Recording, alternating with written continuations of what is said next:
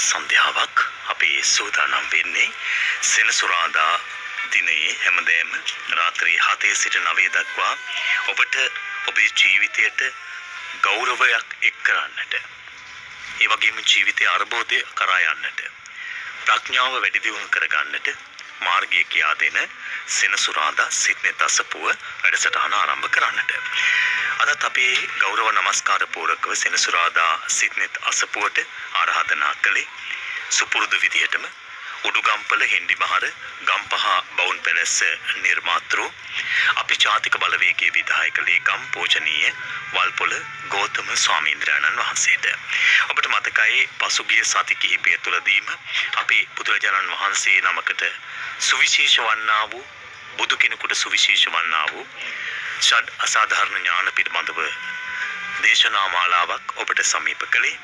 ඒ අතර බොහෝ දිනාගේ වැඩි ගෞරවය මත වෙන ශ්‍රද්ධාව ඉස්මතු වෙන මහා කරුණා සමාපatti ඥානය පිළිබඳව ගිය සතියේ දේශනාව තුළ අපූර්ව වූ දේශනාවක් ශ්‍රවණය කරන්නට ඔබට මට අපට වාග්ය ලැබුණා. ඉතින් අද දවස තුළ මේ දේශනාවේම තවත් කොටස් කිහිපයක් හරි ශ්‍රවණය කරන්නට තිබෙන ඉඩ අවකාශය අහුරාලන්න අපි අකමැති.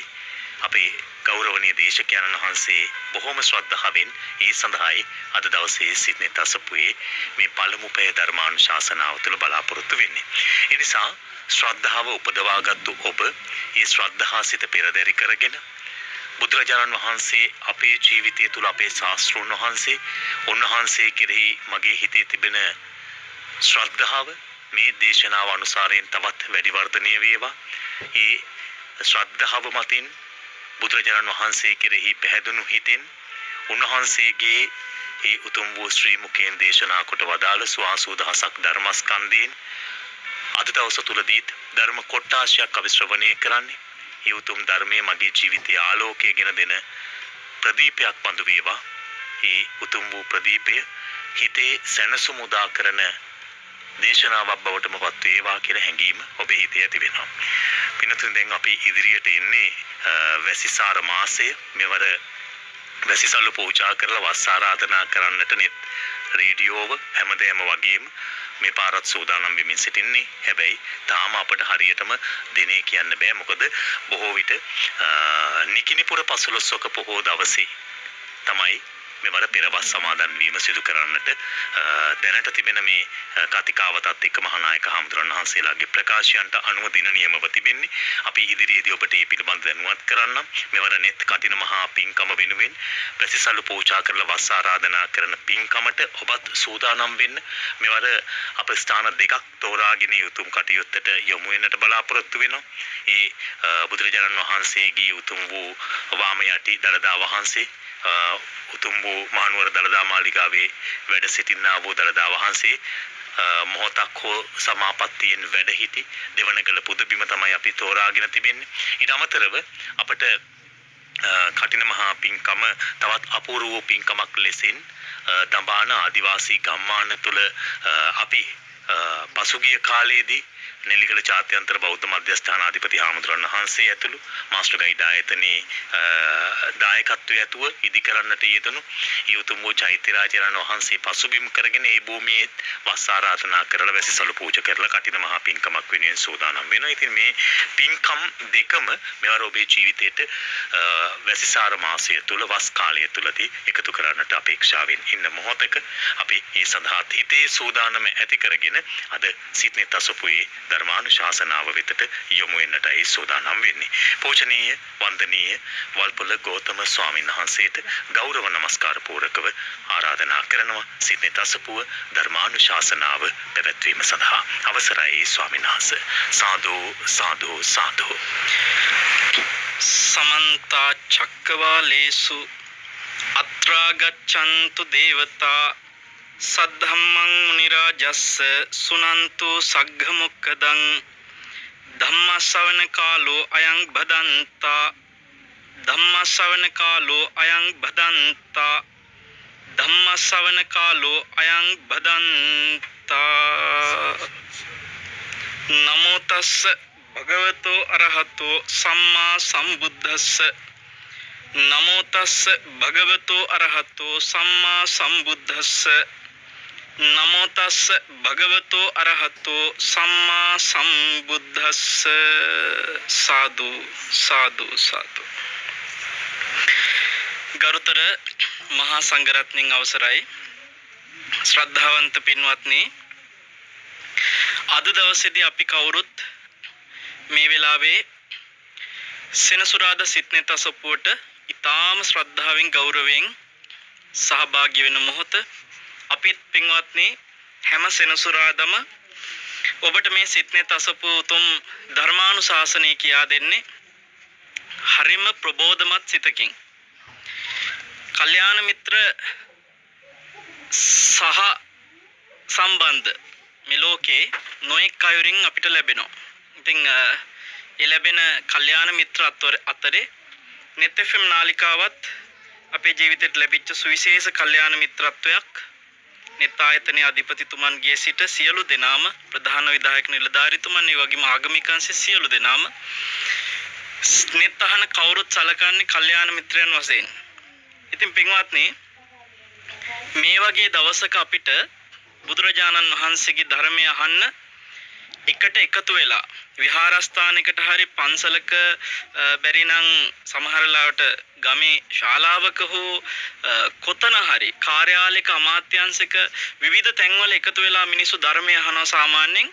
ඉතින් ඒ පරිසරය මේ කාලේ වකවානුවේ අපෙන් ටිකක් ගිලිහුණා. එහෙම එකට එකතු වෙන්න ඉඩකඩ අවස්ථාව යම් විදිහකට ඇහුරුණා. එහෙම වාතාවරණයකදී පින්වත්නි මේ විදිහට ගුවන් විදුලියත් එක්ක එකතු වෙලා ඔබට ධර්මය අහන්න ලැබිච්ච වාග්ය, නිවසේ ඉඳලම තියෙන වාග්ය අපි හිතනවා ඔබේ පෙර පිනක්. මේ වගේ යුගයක ඔබ ඉපදිච්ච එක. ඒ පින ඔය ඇත්තන්ට දායාද කරන්නට එකතු වෙනවා අද දවසේ දායකත්වයෙන් සුපුරුදු විදිහට දෙනියාය ලුම්බිනි තේ කර්මාන්ත ශාලාවේ පින්වත් කලමනාකාර අධ්‍යක්ෂකතුමා. ඒ වගේ මේ පින්වත් පවුලේ පින්නතුන්, කාර්ය මණ්ඩලයේ පින්නතුන්. ඉතින් ඇත්තන්ගේ සියලුම සත් ප්‍රාර්ථනා සඵල වෙන්න කියලා අපි ඊටාම මෙත්සිතින් සිහිපත් කරමින් ආශිර්වාද කරනවා. ඔබ හැම දිනාටමත් සිතක් ශාන්තියක්, යහපතක්, සැපතක්, අභිවෘද්ධියක්ම සැලසේවා කියලා. පින්වත්නි, අපි දැන් කාලෙක පටන් කතා කරගෙන එනවා බුදුරජාණන් වහන්සේගේ සුවිශේෂ ඥානයන් අතරේ මේ ලෝකේ කිසිම කෙනෙකුට පිහිටන්නේ නැති, ඒ කියන්නේ රහතන් වහන්සේ නමකටවත් පිහිටන්නේ නැති බුදුරජාණන් වහන්සේලාට පමණක් සුවිශේෂ වෙච්ච විශේෂ ඥාන 6ක් තියෙනවා. ඒ ඥාන 6 තියෙන්නේ බුදුවරුන්ට විතරමයි. අපි ඥාන 6ට කියනවා ෂඩ් අසාධාරණ ඥාන කියලා. පින්වත්නි, මේ බුදුරජාණන් වහන්සේලාට විතරක් තියෙන ෂඩ් අසාධාරණ ඥාන, අසාධාරණ කියන වචනේ මොකක්ද කියන එක අපි ඔබට මූල ආරම්භ කරපු දේශනවලදී සිහිපත් කරා. සාමාන්‍යයෙන් නිතරම ධර්මය අහන අය අපි දන්නවා මේ තිසැත්තේ ඥාන කියලා ඥාන, ඒ කියන්නේ 73ක් ගැන කතා කරනවා. මෙන්න මේ ඥාන 73 ගැන කතා කරද්දී ඔබට පින්වත්නි අවසානෙටම හම්බෙන ඥාන 6 අපි මේ ෂඩ් අසාධාරණ ඥාන නමින් බුදුවරුන්ට පමණක්ම තියෙන ඥාන බව ඔබට මීට පෙර කියලා දුන්නා. ඒ මොනවද කියලා මේ වෙලාවේ අපි නැවත වරක් සාකච්ඡා කරනවා නම් ඉන්ද්‍රිය පරෝපරියත්ත ඥානය. ඔබට මතක ඇති ඉන්ද්‍රිය පරෝපරියත්ත ඥානය අපි මුලදී සාකච්ඡා කළා. ඒ සාකච්ඡා කරනකොට බුදුරජාණන් වහන්සේගේ සියලුම මේ ඥාන සියල්ලේ තියෙන සුවිශේෂ භාවයේ කිසිම ආකාරයකින් වෙන සාරිපුත්ත මහරහතන් වහන්සේටවත් පිළිටලා නැති ආකාරය වෙන් කරද්දී මේ ඉන්ද්‍රිය පරෝපරියත්ත ඥානේ අනිත් සියලු ඥාන වලටත් වඩා බොහොම සුවිශේෂව කියන්න පුළුවන් වුණා. මොකද අර ලකුණ්ට බද්දිය බොහොම මේ පුංචි ස්වාමින් වහන්සේටත් ඇත්තටම එදා මේ අරහත්ත්වයට පත් වෙලා නැතුව ඇති කියලා හිතාගෙන ධර්මයේ කියලා දෙනකොට සරියුත් මහරහතන් වහන්සේ බුදුරජාණන් වහන්සේ වැඩ හිටපු නිසා උන්වහන්සේ වැඩම කරලා ඊටාම කරුණාවෙන් කියා දුන්නා මේ භික්ෂුව අරහත්වෙට පත්වෙච්ච කෙනෙක් සාරිපුත්ත. ඔබ මේ භික්ෂුවට මේ විදිහට මේ ධර්මයේ කියලා දෙන්න උත්සාහ කරනවා මේ භික්ෂුව අරහත්ත්වයට පත් කරන්න හික්මවන්න සෑහෙන වෙහෙසෙමින්. හැබැයි සාරිපුත්ත මේ ඉන්නේ උතුම් අරහත්ත්වයට පත්වෙච්ච භික්ෂුවක්. ඒ කියන ගම් පින්වත්නි සාරිපුත්ත මහරහතන් වහන්සේ දැනගෙන හිටියේ නෑ. ඉතින් එතකොට තවත් භික්ෂුවකගේ තියෙන ඉන්ද්‍රිය ධර්ම වැඩිලා තියෙන විදිය මේ භික්ෂුව අරහත්ත්වයට පත් වෙලාය කියලා අවබෝධ කරගන්න පුළුවන් විදිහට ඒ ඉන්ද්‍රිය හඳුනා ගන්න පුළුවන් ඥානය තමයි ඉන්ද්‍රිය පරෝපරියත්ත ඥානය. ඒ වගේම යම්කිසි මාර්ගඵලයකට කොයියම් මොහොතක හෝ මේ කෙනා මේ විදිහට පත් වෙන්න සුදුසු විදිහට දැන් ඉන්ද්‍රිය ධර්ම වැඩිලා තියෙනවා කියලා හඳුනා ගන්න තියෙන ඥානෙත් ඉන්ද්‍රිය පරෝපරියත්ත ඥානය.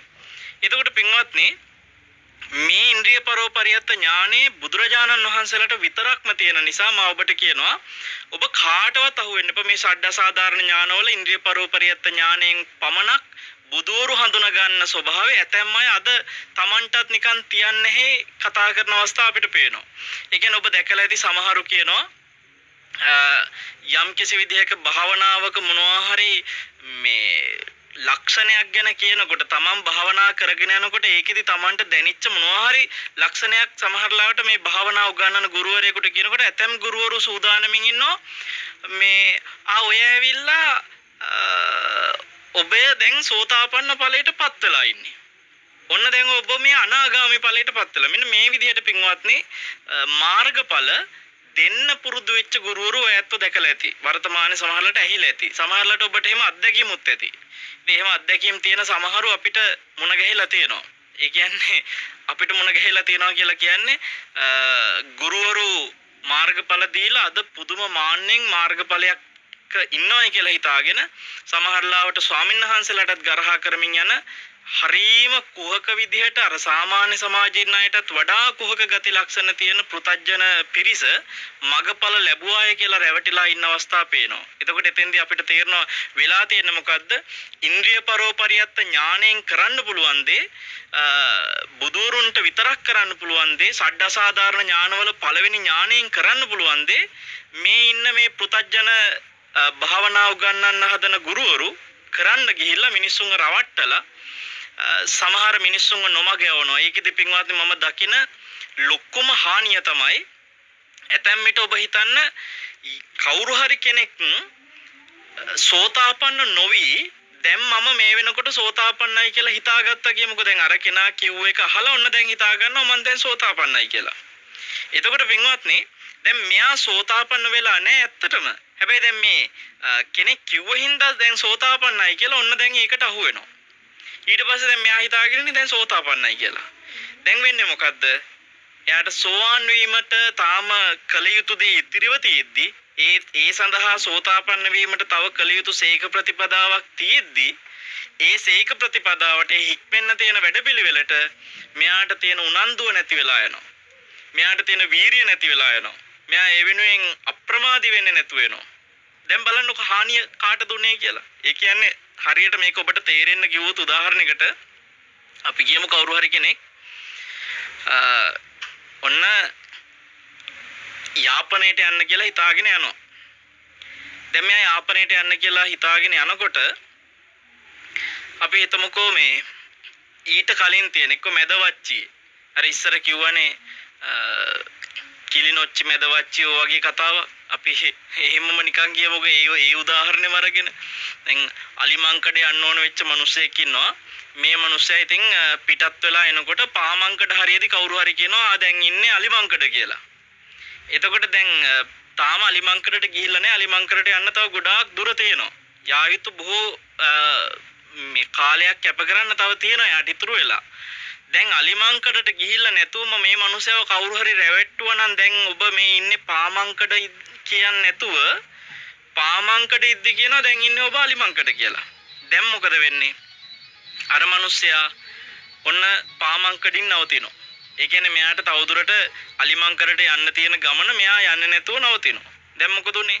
අලිමංකඩට යන්න ඇවිල්ලා අලිමංකඩට යආගන්න බැරුව මේ පුද්ගලයා නැවතිලා හිතාගෙන ඉන්නවා දැන් මං අලිමංකඩ ඉන්නවා කියලා. මේ වගේ තමයි පින්වත්නි ඉන්ද්‍රිය පරෝපරියත්ත ඥානෙ නැතුව බොරුවට මිනිස්සුන්ව රවට්ටලා කවුරු හරි කෙනෙක් බොරු මාර්ගඵල දුන්නාට පස්සේ අර මිනිස්සයා ඇත්තටම සෝතාපන්න වෙන්න තීච්ච අවස්ථාව අහිමි කරගන්නවා. සෝවාන් වෙන්න තව කල යුතු වීරිය මේ මිනිස්සයා එතනින් එහාට කරන්නේ නැති වෙනවා. මොකද මේ මිනිස්සයා දැන් හිතාගෙන ඉන්නේ මං දැන් මෙතෙන්ටපත් වුණා කියලා. ඉතින් මෙන්න මේ නිසා අපි තේරුම් ගමු මේ ඥාන ගැන අවබෝධයක් ඇති කරගන්නකොට බුදුරජාණන් වහන්සේ ගැන හිත පහද ගන්න එක විතරක් නෙමෙයි මෙතන තියෙන ප්‍රතිඵල. ඒකයි මම ඔබට මේ කිව්වේ. සමාජය තුළ බුදුවරුන්ට තියෙන ඥාන Tamanට තියෙනා වගේ පෙන්වන්න හොවා දක්වන අයට රැවටෙන එකත් අපි මේ වෙලාවේ මේ වගේ දේශන ශ්‍රවණය කරනකොට අපිට පින්වත්නි එවැනි අවස්ථාවලට නොරැවටි අපේ ගමන අප්‍රමාදීව යන්න වාසනාව ලැබෙනවා. බුදුහාමුදුරුවෝ ගැන හිත පහදිනවා වගේම අපිට මේ ධර්ම ගැන එන ඥානය වගේම තමන්ගේ ධර්ම මාර්ගයට තියෙන ප්‍රමාද නැති කරගන්න මේ දේශන එතකොට හේතු වෙනවා. ඉතින් ඒ ගොඩාක් පැති බලලා තමයි අපි මේ ෂඩ් අසාධාරණ ඥාන කතා කරන්න සූදානම් වුනේ. ඒතකොට ඉන්ද්‍රිය පරෝපරියත්ත ඥානෙ මේ වෙනකොට අපි කතා කරලා අවසానයි. ඊට පස්සේ ආසයානුසේ ඥානෙ අපි කතා කළා. ඒ ඥානෙත් කතා කරලා අවසానයි. යමක පාටි හරිඥ අපි ඔබට කිව්වා හරි වචනේ පාලියෙන් යමක පාටි හීර ඥානෙ. එතකොට යමා මහ පෙළහර කියලා කියන මෙන්න මේ යමක පාටි හීර ඥානෙත් අපි කතා කරලා ඉවරයි මේ වෙනකොට. දැන් අපි යන්නේ මහා කරුණා සමාපatti ඥානය ගැන කතා කරමින්. පින්වත්නි මේ මහා කරුණා සමාපatti ඥානය කතා කරලා අවසන් වුණාට පස්සේ ඔබ බලන්න සබ්බඤ්ඤුත ඥානයයි අනාවරණ ඥානයයි කියලා ඥාන තව දෙකක් තියෙනවා. මෙන්න මේ සබ්බඤ්ඤුත ඥානෙ අනාවරණ ඥානෙ කියන ඥාන දෙක මම ඔබට මුලදීම කිව්වා ටිකක් එක සමානව තියෙන ඥාන දෙක. ඒ නිසා අපි මේ ඥාන දෙක එකටම ඉදිරියේදී සාකච්ඡා කරන බව. ඉතින් දැන් අද දවසේ අපිට මේ පසුගිය සතියත් එක්ක සම්බන්ධ කරගෙන කතා කරන්න තියෙන දෙයක්. ඔබට මතකද මේ මහා කරුණා සමාපatti ඥානෙ ගැන කියනකොට ඔබට කිව්වා සාමාන්‍ය ලෝකයේ මිනිස්සුන්ට තියෙන මේ කරුණාව ගැන කතා කළාට මහා කරුණා කියලා ඒ සාමාන්‍ය ලෝකයේ මිනිස්සුන්ට තියෙන කරුණාවට හාත්පසින්ම බුදුරජාණන් වහන්සේලාගේ මහා කරුණාව වෙනස් කියලා ඔබට කිව්වා. මොකද පින්වත්නි මේ මහා කරුණාව කියන වචනේ සාමාන්‍යකරණ වෙලා තිබ්බට මේ කරුණාව කියන එක හැමෝටම තියෙනවා වගේ නිකන් කතා කළාට අම්මලට කරුණාව තියෙනවා තාත්තලට කරුණාව තියෙනවා ඇත්ත. හැබැයි මහා කියන වචනේ දාලා මෙතන කියනකොට අපිට ඒක මහා ලොකු දෙයක් නෙමෙයි වගේ. ඒ කියන්නේ අනිත් අයගේ තියෙන කරුණාවට වැඩිය කරුණාවක් උන්වහන්සේට තියෙනවා හා සමානයි කියලා කෙනෙකුට හිතනවා.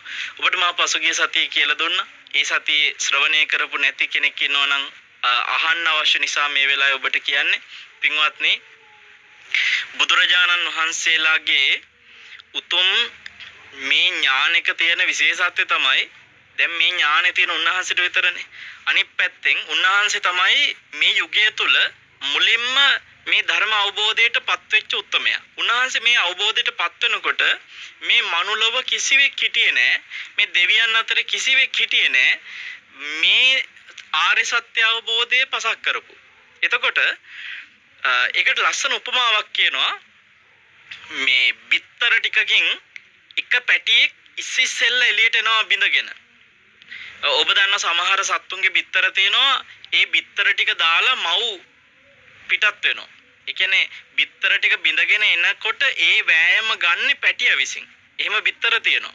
එතකොට ඔබ හිතන්න මේ ලෝක සත්‍යය සියලු දෙනාම හරියට මේ බිත්තර ටික හා සමාන නම් මේක උපමාවක් විතරයි.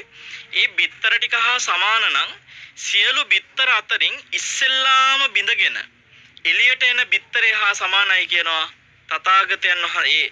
මුල්ම බිත්තරේ බිඳගෙන එළියට එන සත්වය හා සමානයි තථාගතයන් වහන්සේ. ඒ කියන්නේ උන්වහන්සේ කියන මේ අවිද්‍යාව කියන බිත්තරේ මේ යුගය තුළ ඉස්සෙල්ලාම බිඳගත්තේ උන්වහන්සේ කියලා. පින්වත්නි ඔය අවිද්‍යාව කියන බිත්තරේ මුලින්ම උන්වහන්සේ බිඳගත්තට පස්සේ උන්වහන්සේ පමණයි එතකොට මේ අවිද්‍යා අන්ධකාරයෙන් මිදිච්ච එකම උත්තමයා. දැන් උන්වහන්සේට පේන අනිත් සියලු බිත්තර ටික තාම බිඳිලා නැහැ. ඒ බිත්තර වල ඉන්න පැටව තාම එළියට ඇවිල්ලා නැහැ.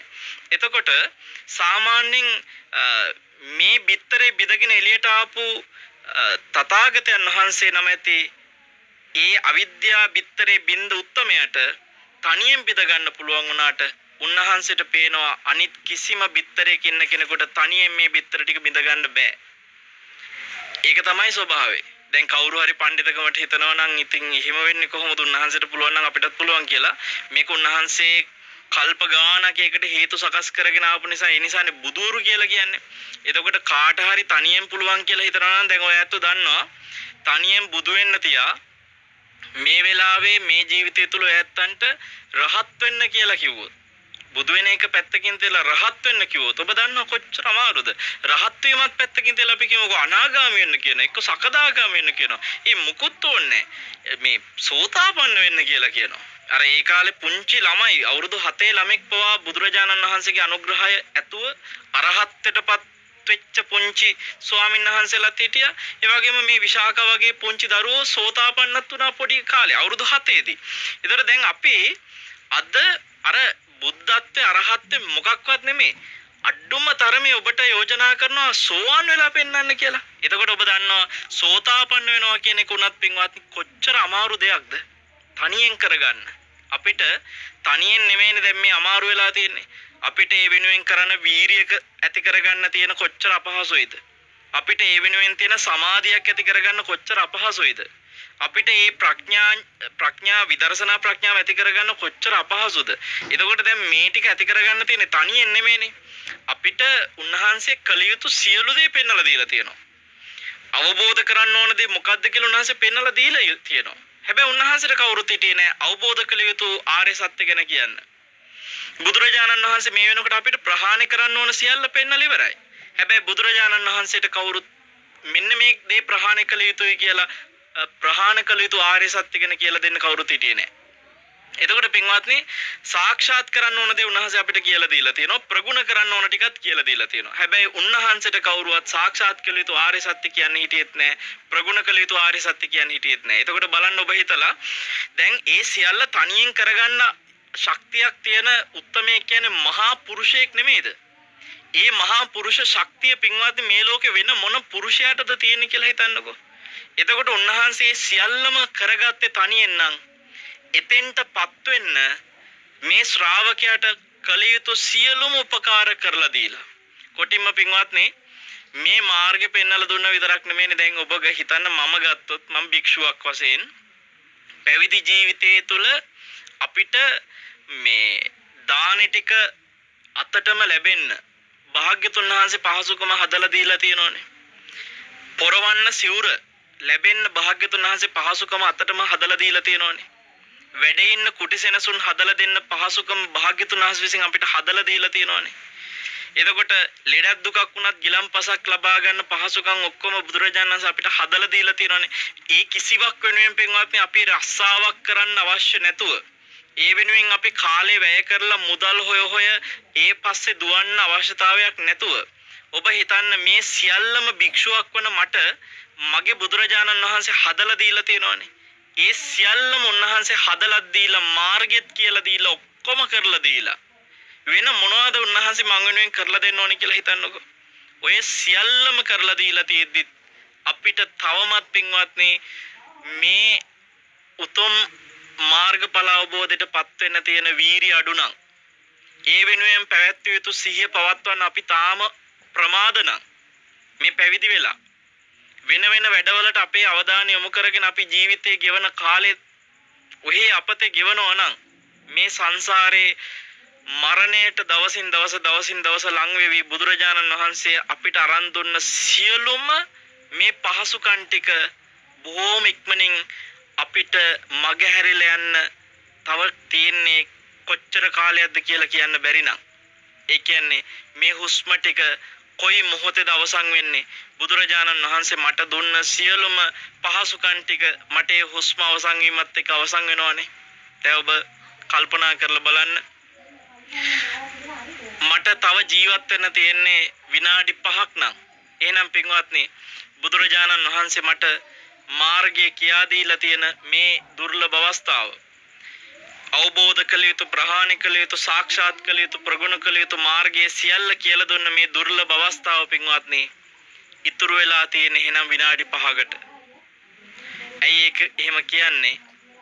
මේ ජීවිතය තුළ මේ ලැබිච්ච සන සම්පත්තිය අහිමි වුණාට පස්සේ කර්මානුරූපව අපේ උපත කොහොම සකස් වෙනවද කියන එක අපි කවුරුවත් කියන්න දන්නේ නැහැ. මොකද හේතුව සමහරව හිතාගෙන ඉන්නවා අපි මේක හරිම මේ හිතන්න ඕන භයානක තැනක් හොඳට මතක තියාගන්න. සමහරව හිතනවා අපි එහෙම කාටවත් කරදරයක් කරන අය නෙමෙයි. අපි පාඩුවේ ජීවත් වෙන අය. අපි හරියට පින් කරන අය. ඉතින් අපිට අනිවාර්යයෙන්ම සුගතිය යන්න පුළුවන් වෙයි කියලා. හැබැයි මතක තියාගන්න පින්වත්නි මහා කම්ම විභංග කියන සූත්‍රය මජ්ක්‍ධිම නිකායේ අවශ්‍ය කෙනෙක් ඉන්නවනම් මහා කම්ම විභංග සූත්‍රය අන්තර්ජාලය තුලින් හරි පරීක්ෂා කරලා හොයාගන්න පුළුවන්. එතකොට මේ මහා කම්ම විභංග කියන උතුම් සූත්‍රය තුල බුදුරජාණන් වහන්සේ කර්මයේ පිළිබඳ පින්වත්නි අතිශයින්ම ඇඟ හිරි වැටෙන කතාවක් දේශනා කරනවා. කවදාක්වත් බුදුරජාණන් වහන්සේගේ බුදුමුවින් නොඅදාළ අපිට ජීවිතේ අප්‍රමාදී වෙන්න ආයි එයින් එහා තැනක් අවශ්‍ය නැහැ කියලා දැනෙන මහ භයානක කතාවක් උන්වහන්සේ සූත්‍රෙ පෙන්නනවා. ඒ තමයි උන්වහන්සේ මහා කම්ම විභංග සූත්‍රයේදී කියනවා යම් කිසි කෙනෙක් හොඳට දස කුසල වැඩුවත් මරණින් පස්සේ දුගතිය උපදින්න අවස්ථාව නැතුවම නෙමෙයි කියනවා. දස කුසලෙම වඩාගෙන හිටියත් මොකද හේතුව එයා මේ ජීවිතය තුළ හොඳට දස කුසලෙ පුහුණු කළත් එයාට පින්වත්නි අතීත ජීවිතයක මොනවා හරි කර්ම විපාකයක් තිබ්බොත් එහෙම ඒ කර්ම විපාකේ බලවත් වෙලා ආවොත් එහෙම ඊළඟ උපතට බලපාන විදිහට මෙයා මේ ජීවිතයේ දස කුසලෙ වඩපු එකේ ආනිසංසයට ලබනාත්මේ ලබන්න වෙන්නේ නැතුව පින්වත්නි ලබනාත්මේ උපතට ඒක හේතු වෙන්නේ නැතුව ලබනාත්මේ උපත තන්නේ කර තීරණය කරනවා අර අතීතෙන් ආපු අකුසලයේ විසින්. ඒ කියන්නේ දැන් ඔබ හිතන්න මම මේ ජීවිතේ දස කුසලයේ ආරක්ෂා කරගෙනම හිටියත් මාර්ගඵල අවබෝධයකට අවම වශයෙන් සෝතාපන්න ඵලයකටවත් පත් වෙලා නැතුව මේ ජීවිතේ මොන තරම් දස කුසල පුරුදු කර කර හිටියත් ඔබ හිතන්න අතීත ජීවිතයක රැස් වෙච්ච බලවත් අකුසලයකින් මාව මේ ජීවිතයේ තුල හුස්ම ටික අවසන් වෙනකොටම දුගතියකට ගෙනියන්න සූදානමින් ඉන්න බැරි නෑ කියන එකයි මේ කියන්නේ. මේක තියෙන්නේ මහා කම්ම විභංග සූත්‍රයේ. එතකොට පින්වත්නි අර මේ ජීවිතේ පුරුදු කරන දස කුසල ආනිසංසයට අහිමි වෙන්නේ නෑ. ඒ කුසල ආනිසංසයට යම් මොහොතක උපකාරී වෙනවා. හැබැයි අපිට ඒකාන්ත කරලා කියන්න බෑ මම දැන් දස කුසල හිටිය පමණින්ම මට කිසි බයක් වෙන්න දෙයක් නෑ මං අනිවාර්යයෙන්ම ලබනාත්මේ සුගතියම තමයි කියලා කාටවත් එහෙම පින්වත්නි තමන්ට වගකීමක් ගන්න බැරි කර්ම දායාදෙක අපි ඉන්නවයි කියලා අමතක කරන්න එපා. එච්චරටම මේ සසර භයානකයි. දස කුසල කියන්නේ මොකක්ද කියලා කෙනෙක් දන්නේ නැති වෙන්න පුළුවන්. බොහොම සරලව කිව්වොත් සත්තු මරන්නේ නෑ යා. කවදාහක්වත් සතෙක් මරන්න හිතන්නේවත් නෑ. හොරකමක් කරන්නේ නෑ. වැරදිකාම සේවනය කරන්නේ නෑ. එතකොට බොරු කියන්නේ නෑ. පරුස වචන කියන්නේ නෑ. හිස් වචන කියන්නේ නෑ. හිස් වචන කියන්නේ නැති මිනිස්සු කොහොමද සමාජය හොයන්නේ? ඔබ හිතන්නේ එතකොට හිස් වචනයක්වත් කියන්නේ නැතුව ඒ කියන්නේ තමන්ට වැඩකුත් නැති අනුන්ට වැඩකුත් නැති හිස් වචන සම්ප්‍රප්පලාපවත් කතා කරන්නේ නැති කෙනෙක් කියලා කියන්නේ. ඒ කියන්නේ ඔය ප්‍රවෘත්ති වල යන ඒවා නල් නිලියෝ ගැන එක එක ක්‍රීඩක ක්‍රීඩිකාව දැන් ඔය මේ දවස්වල එහෙන කරන ඒවා තියෙනවානේ. ක්‍රිකට් ගැන කතා කරනවා, දේශපාලනය ගැන කතා කරනවා. ඔය තියෙන කුණු කන්දල් ගැන කතා කරන එක තුල තමන්ට කිසි අර්ථකුත් නැහැ, අහන කෙනාට කිසි අර්ථකුත් නැහැ. ඒතර මේ වගේ කිසිම වැඩකට නැති හිස් දේවල් කතා කරන්නේවත් නැති කෙනෙක් පින්වත්නි දස කුසල් ආරක්ෂා කරනවා කියන දස කුසල ඉන්නවා කියන්නේ. එහෙම කෙනෙක් ඔබ හිතන්න ඔය විදියට සියල්ලෙම රැකිලා වචනේ බොරුව කේලම හිස් වචන පරුස වචන ඔක්කොගෙම රැකිලා. ඒ කියන්නේ ආ පරුස වචනයක්වත් පිට කරන්නේ කේලම් කියන්නෙත් නැහැ. දැන් සමහරව ඉන්නවා අපිට කියනවා හාමුදුරුවනේ මේ පංචශීලයේ හතරක් නම් කිසි ප්‍රශ්නයක් නැතුව රකින්න ඉඳලා හිටලා එකක් තමයි කැඩුනොත් කැඩෙන්නේ කියනවා. මේ දැන් මේ බොරුවක් කියවෙනවලු ඉඳලා හිටලා. ඒ කියන්නේ ජීවත් වෙන්න කර කියා ගන්න දෙයක් නැති තැන සමහර අවස්ථාවලදී බොරු කියවෙන අවස්ථා තියෙනවලු. එතකොට දැන් දස කුසලයක් කෙනෙක් රකින්නවා කියලා කියන්නේ එයාට මොනම හේතුවක් නිසාවත් බොරුවක්වත් කියන්නේ නැතුව එයා හික්මෙන කෙනෙක්. පින්වත්නි එහෙම ඉන්න කෙනා එතකොට දැන් ප්‍රාණඝාත, අදින්නාදාන, කාමයේ මිච්ඡා මේ වැරදියට හැසිරෙන එක ඊට පස්සේ බොරුව කේලම හිස් වචන පරුස වචන මේ ටිකත් එක්ක ඊට පස්සේ තියෙනවා අවිජ්ජා දෝමනස්ස මිච්ඡා දිට්ඨි කියන මේ වෑනුත් වැලකීලා තියෙනවා. අවිජ්ජා කියලා කියන්නේ අනුන්ගේ දේවල් වලට ආස කරන එක. මෙන්න මේ ලෝභය ඔය ලෝභ අරමුණුත් මෙයාගේ මනස ඇති කරගන්න නැතු මෙයා එතන හිතත් හික්මව ගන්නවා. දස කුසල් රකින්න කෙනා එහෙම හික්මෙන කෙනෙක්. එයා හිත හික්මවනවා. එතකොට ද්වේෂය ඇති කරගන්නේ මෛත්‍රියෙන් ඉන්නවා. දස කුසලයක් රකින්න කෙනා එහෙනම් මෛත්‍රියත් පුහුණු කරලා ඊට පස්සේ පින්වත්නි මිත්‍යා දෘෂ්ටිකත් නැහැ. නියත මිත්‍යා දෘෂ්ටික නැහැ. ඒ කියන්නේ කර්මඵල හොඳට පිළිගන්න ලෞකික සම්මාදිටිය තියෙන කෙනෙක්. හැබැයි මෙන්න මේ 10ම තියෙන කෙනා බුදුරජාණන් වහන්සේ පෙන්නනවා මරණින් පස්සේ දුගතියක උපදින්න තියෙන වාතාවරණයක් ඇතැමෙකුට නැති වෙන්නේ නැහැ. සමහර විට තියෙන්න පුළුවන්. හේතුව අරක අතීත ජීවිතයක කර්මයක් මතුවලා එන්න පුළුවන්. පින්වත්නි හිතන්නකො එහෙනම් මොනතරම් භයානකයිද කියලා. තව ඒකට හේතු තියෙනවා. සමහර ලාවට දැන් එයා හොඳට දස කුසලේ පුරුදු පුහුණු කළාට මේ දස කුසල් රකින්න කලින් කරපු මොකක් හරි මේ ජීවිතේම කර්මයක් තියෙන්න පුළුවන්, පාප කර්මයක්. ඕක මතක් වෙලා ඒ කර්මය මෙයා පටිසන්ධිසිතත් එක්ක ඒ වෙලාවේ යා විතර්ක කරන සිතුවිල්ල බවට පත් කරගෙන ඒ සිතුවිල්ල තුල මැරෙනවා. එතකොට පින්වත්නි ඒ කියන්නේ චුතිසිත අවස්ථාවේ යා හිතනවා මේ අතීත ජීවිතයක නෙමෙයි මේ ජීවිතේම කරපු පාප කර්මයක්. මේ චුතිසිත තුල මෙයා අර තමන්ගේ ජීවිතේ කවදාක හරි වෙච්ච පාප කර්මයක් ගැන හිත පසුතැවෙනකොට මෙතෙක්කල් රැක්ක දස කුසලමයටපත් කරගෙන අර සිතුවිල්ලට පුළුවන් යාව දුගතියකට දාන්න.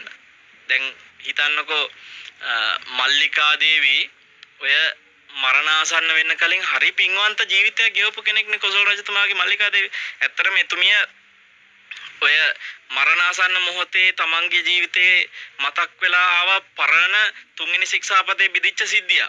එතකොට හැබැයි ඇය ඒ සිද්ධිය ඒ වෙලාවේ මරණාසන්න මොහොතේ මතක් වුණාට ඇය ඒ ආසන්න කාලේ ඒ කියන්නේ ජීවිතේ ගෙව්වේ මරණයට ආසන්නම කාල පරිච්ඡේදය හොඳ සිල්වත්. ඇය දස කුසල හොඳින් රැක්ක කෙනෙක්. හැබැයි ඔබ හිතන්න ඒ දස කුසලෙම යටපත් කරගෙන අර විදියට බලපානවා කියන්නේ ඉතින් එහෙනම් මොන පිළිසරණක්ද අපිට. එතකොට මම ඔබට කියන්නේ එහෙම තියෙද්දි බුදුරජාණන් වහන්සේ ඔක්කොම වැඩපිළිවෙලත් පෙන්නලා දීලා සියලු පහසුකම් දීලා ඒ සියල්ලම මේක හුස්ම පොද අවසන් වීමත් එක්ක නැති වෙන්න පුළුවන් කියලා අමතක කරන්න එපා.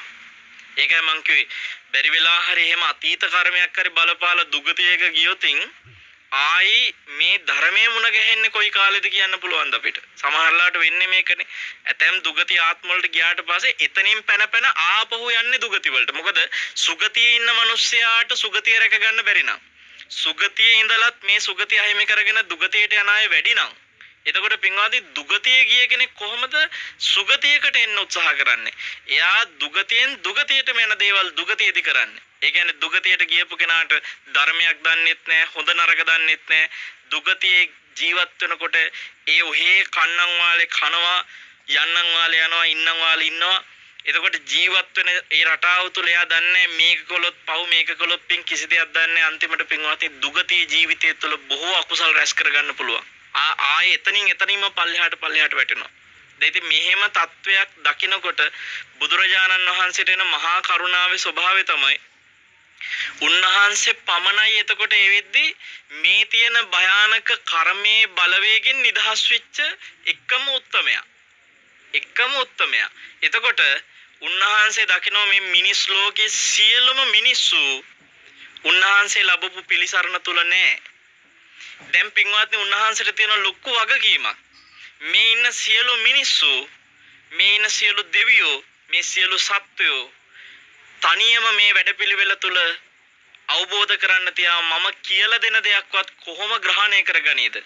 කාමයට වසඟ වෙච්ච අයට මං කාමයෙන් මිදෙන්න කියනකොට කොහොමද මේගොල්ලෝ මේක අහන්නේ?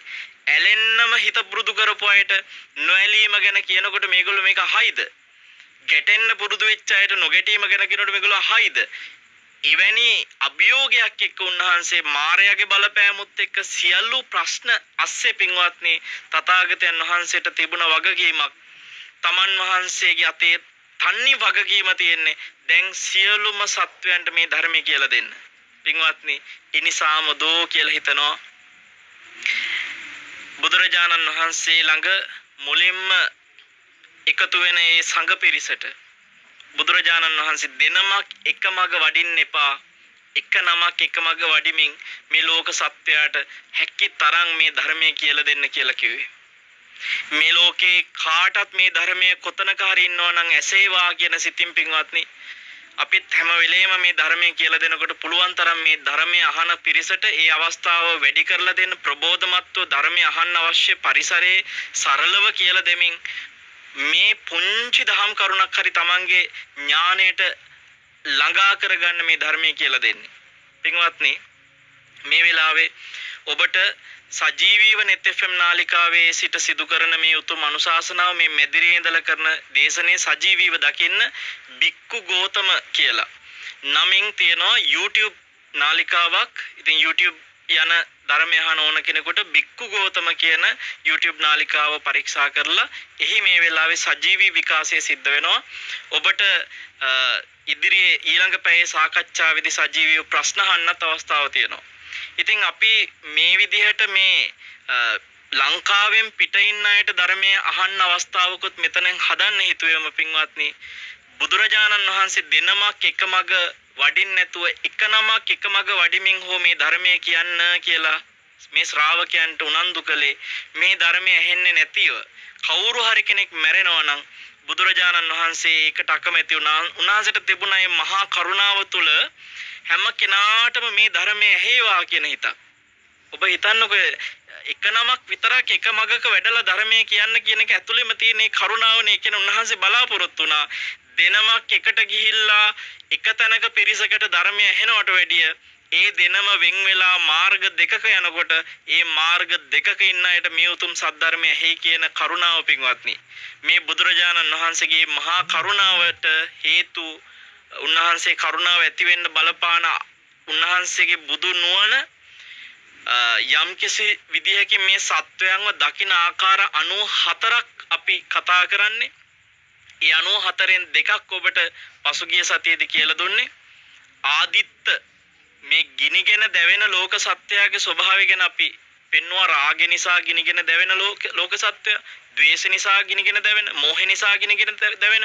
එතකොට මෙන්න මේ ගිනිගෙන දැවෙන ස්වභාවය නිසා ඔබට පින්වත්නි බුදුරජාණන් වහන්සේ මේ ශාසනය තුල යම් ආකාරයකට මේකෙන් නිදහස් වෙන්න මේ ගින්න නිවා ගන්න ධර්මයක් පෙන්වලා දුන්නේ. උන්වහන්සේ මේ ගිනිගෙන දැවෙන එක දැකලා මහා කරුණාව ඇති වෙන නිසායි කියනවා. ඔබ හිතන්න හරියට කිව්වොත් එහෙම මුළු ලෝකෙම ගිනි ගන්නවා කියලා හිතන්නකෝ. මුළු ලෝකෙ පුරාම ගිනි ගන්නකොට බුදුරජාණන් වහන්සේ ලෝකයේ දිහා දකිනවා උන්වහන්සේ තනියෙන් ගින්න නිවාගෙන. එතකොට තනියම ගින්නක් නිවාගත්ත කෙනෙක් පින්වත්නි එයාට තියෙනවා නම් අභියෝගයක් දැන් දෙයියනේ මට මේ අනිත් ගිනි ගන්න සියලු දෙනාම නිවීමේ වගකීම මගේ අතේ තියෙන්නේ කියලා. ඔබ හිතන්නකො මොනතරම් කරුණාවක් වෙනවද කියලා. ඒ කියන්නේ ඔබ වාසය කරන ගොඩනැගිල්ල ගිනිගෙන දැවෙනවා.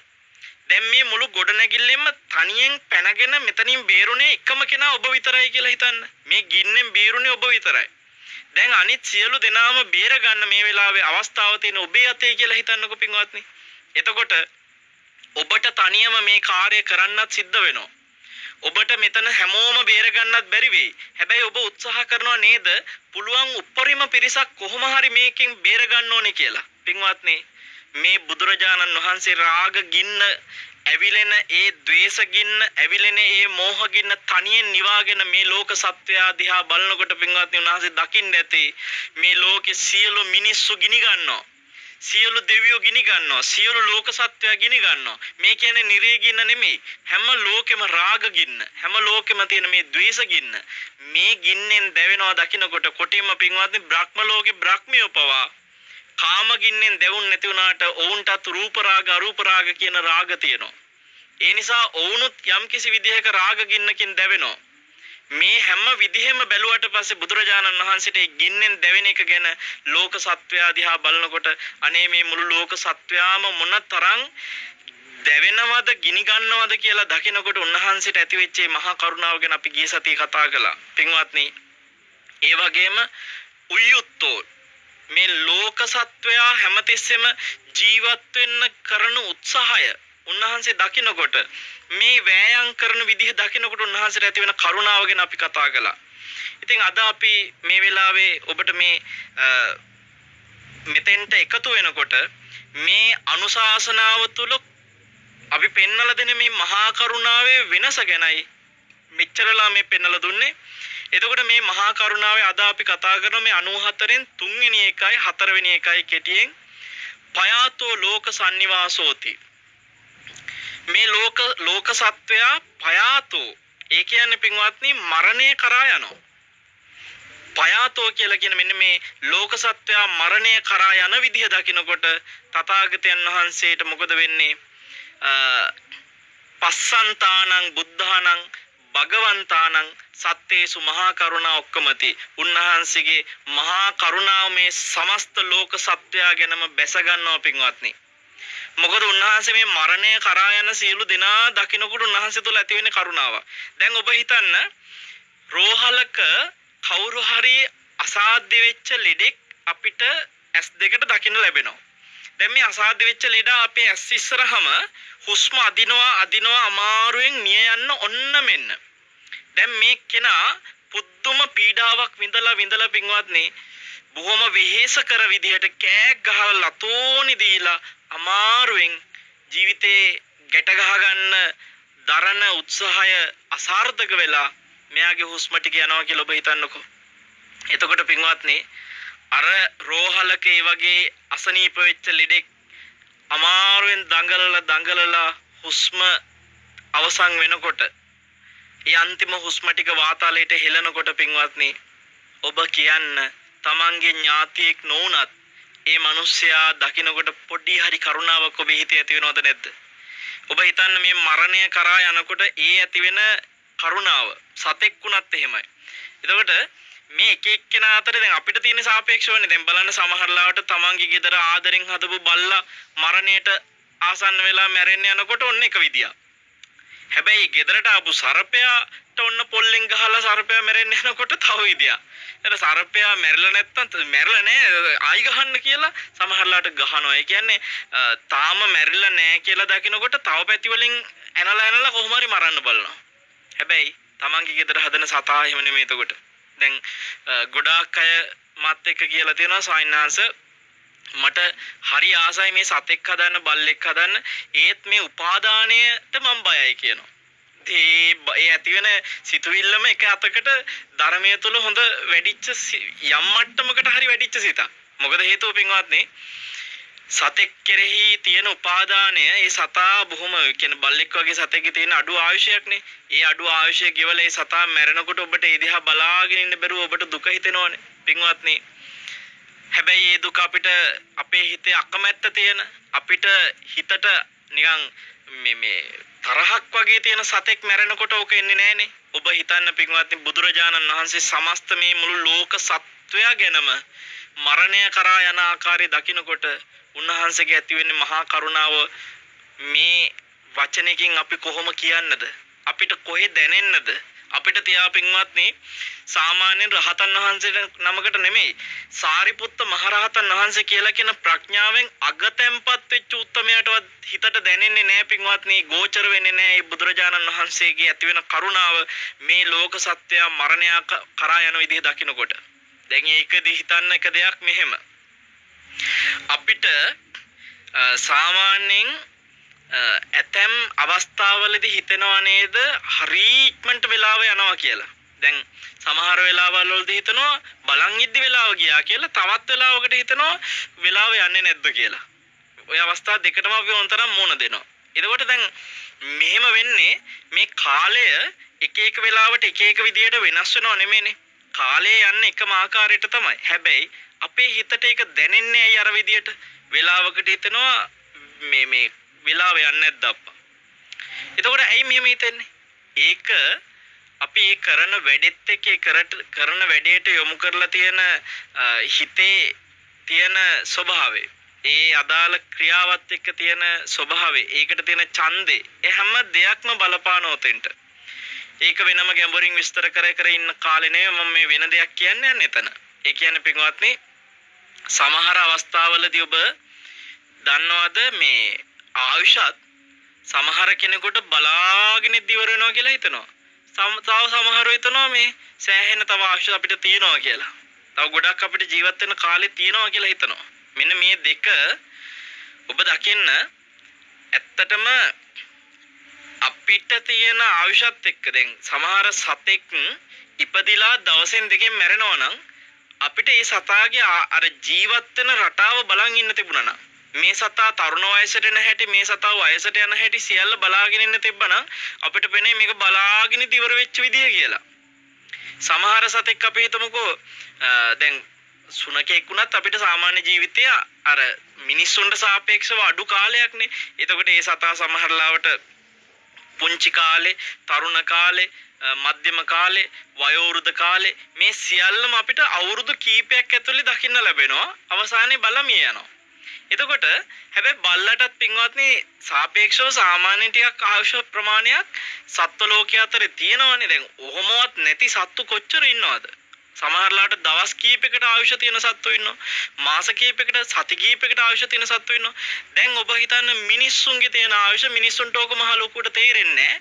ඇයි හේතුව මිනිස්සු ජීවත් වෙන ආයුෂ ප්‍රමාණය මිනිස්සුන්ගේ මනසින්ම තමයි මිනිස්සු ගණනය කරන්නේ. හැබැයි ඊට වැඩි ආයුෂ තියෙන ලෝකයක් ගත්තොත් උදාහරණයකට දෙවියන් අතරේ ලෝකයක් ගත්තොත් පින්වත්නි දෙවියන්ට පේනවා මිනිස්සුන්ගේ ආයුෂ බලාගෙන ඉඳ ගෙවිලා යන විදිය. ඔක හරිය ලස්සන්ට තේරුම් යන එක සිද්ධියක් තියෙනවා. මේ මාළභාරි දෙවියන්ගේ සිදුවීම මං හිතන්නේ බොහෝ දෙනා අහලා තියෙනවා. අහපු නැති අය ඇතිනේ. ආපු අයත් අපි පොඩ්ඩක් එක මතක් කරගමු. මේක හරිය අපිට මේ අප්‍රමාදයට ගොඩාක් උදව් වෙන සිද්ධියක්. මාළභාරි දෙවියන්ගේ කතාව. ඕක ඇත්තටම වෙච්ච සිද්ධියක්. පින්වත්නි මේ එක කාන්තාවක් එයා චූටි කාලේ ඒ කියන්නේ පුංචි දැරිවියක්ව ඉන්න කාලේ මෙයා හැමතිස්සෙම මල් වතුගෙන කියනවා. මේ දැකලවත් නැහැ. හැබැයි අමෝතු මල් වත්තක් ගැන කියනවා, දිව්‍යාංගනාව ගැන කියනවා. ඉතින් අර අම්මලා තාත්තලා හිතුවා මේ චූටි දුව ගැන මේ පොඩි ළමයි දිව්‍යාංගනාවන්ට ආසයිනේ සුරංගනාවියන්ට ඉතින් ඒ හින්දා වෙන්නේ නැති මේ වගේ කියවන්නේ කියලා. හැබැයි මේ චූටි දෝනි මේ කියන දේවල් එන්න තව අර ඉන් ඩීටේල්ස් ඒ කියන්නේ ඒක ඇතුලේ කතා කරන විවිධ විස්තර නම් ගොත් එක එකව වැඩි කර විස්තර කියනවා. පස්සේ ටික වැඩෙනකොට මේ දරුවම තේරුම් ගත්තා මට මේ පේන්නේ මගේ ගියාත්මය. මෙයා සම්පූර්ණ කාරණේ තේරුම් ගන්නවා මට ගියාත්මේ දිව්‍ය ජීවිතයක් තිබිලා තියෙනවා. මම දෙවඟනක් විදිහට ඉඳලා තියෙන්නේ. මගෙත් එක්ක එකට යහළු දෙවඟනන් තව 999ක් හිටියා. මමත් එක්ක ඔක්කොම දහසක් දෙවඟනන් හිටියා. අපි සියලු දෙනාවම බාරකාරය විදිහට හිටපු දෙවියා තමයි මාළභාරි කියන දෙවියෝ. ඒතර මේ මාළභාරි දෙවියන්ට විශේෂ උද්‍යානයක මල් උද්‍යානයක මහා විශාල මල් ගස් තියෙනවා 500ක්. මෙන්න මේ මල් ගස් 500ට දෙවඟනන් දෙන්න ගානේ වෙන් කරලා ඉඳලා තියෙනවා. දැන් මේ හැමදේම මේ චූටි දෝනිට තේරෙන්න ගත්තා. මේ පෙර ජීවිතේ මතක් වෙලා එන අදටත් සමහර ළමයි ඉන්නවනේ පින්වත්නි.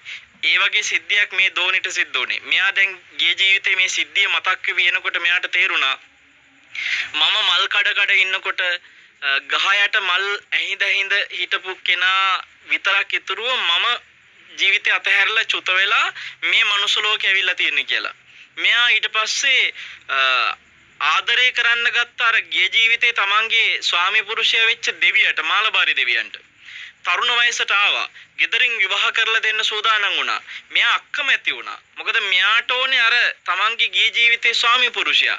නමුත් දෙමව්පියන්ගේ බලකිරීම නිසා මෙයාට බලෙන්ම විවාහ වෙන්න සිද්ධ වුණා. ඊට පස්සේ පින්වත්නි මෙයා ඒ විවාහ වෙච්ච කෙනාටත් කිව්වා මෙහෙමයි මට ගිය ජීවිතේ මහත්යව මතක් වෙනවා.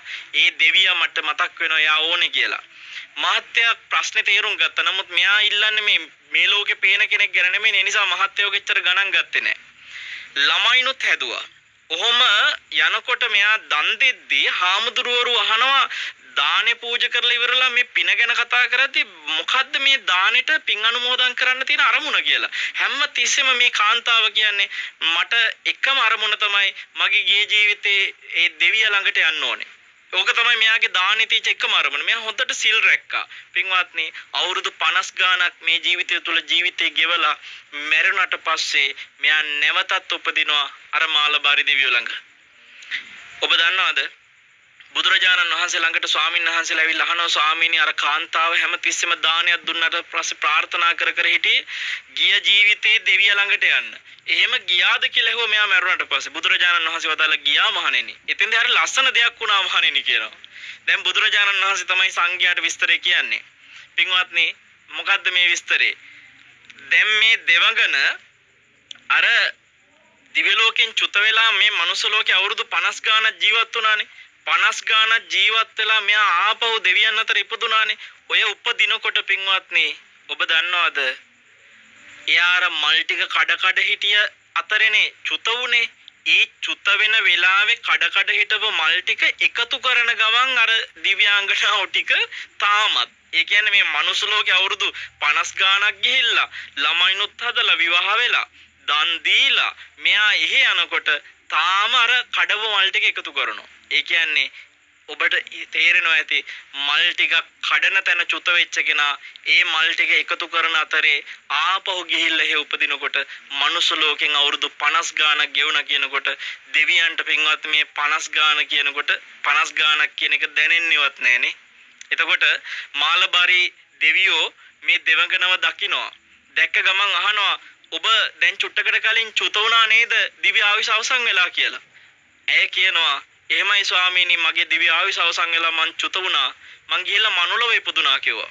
මාළබාරි දෙවියෝ සාමාන්‍ය මල් එක්ක විනෝද වෙවි සතුට වෙවි හිටියට මෙයා ඔය ලෝකෙ ගැන ලොකු අවබෝධයක් එහෙම අර යන්නේ කරන්නේ නැහැ. සමහර වෙන්නේ කොහෙවත් රට ලෝකේ යන්නේ නැහැ.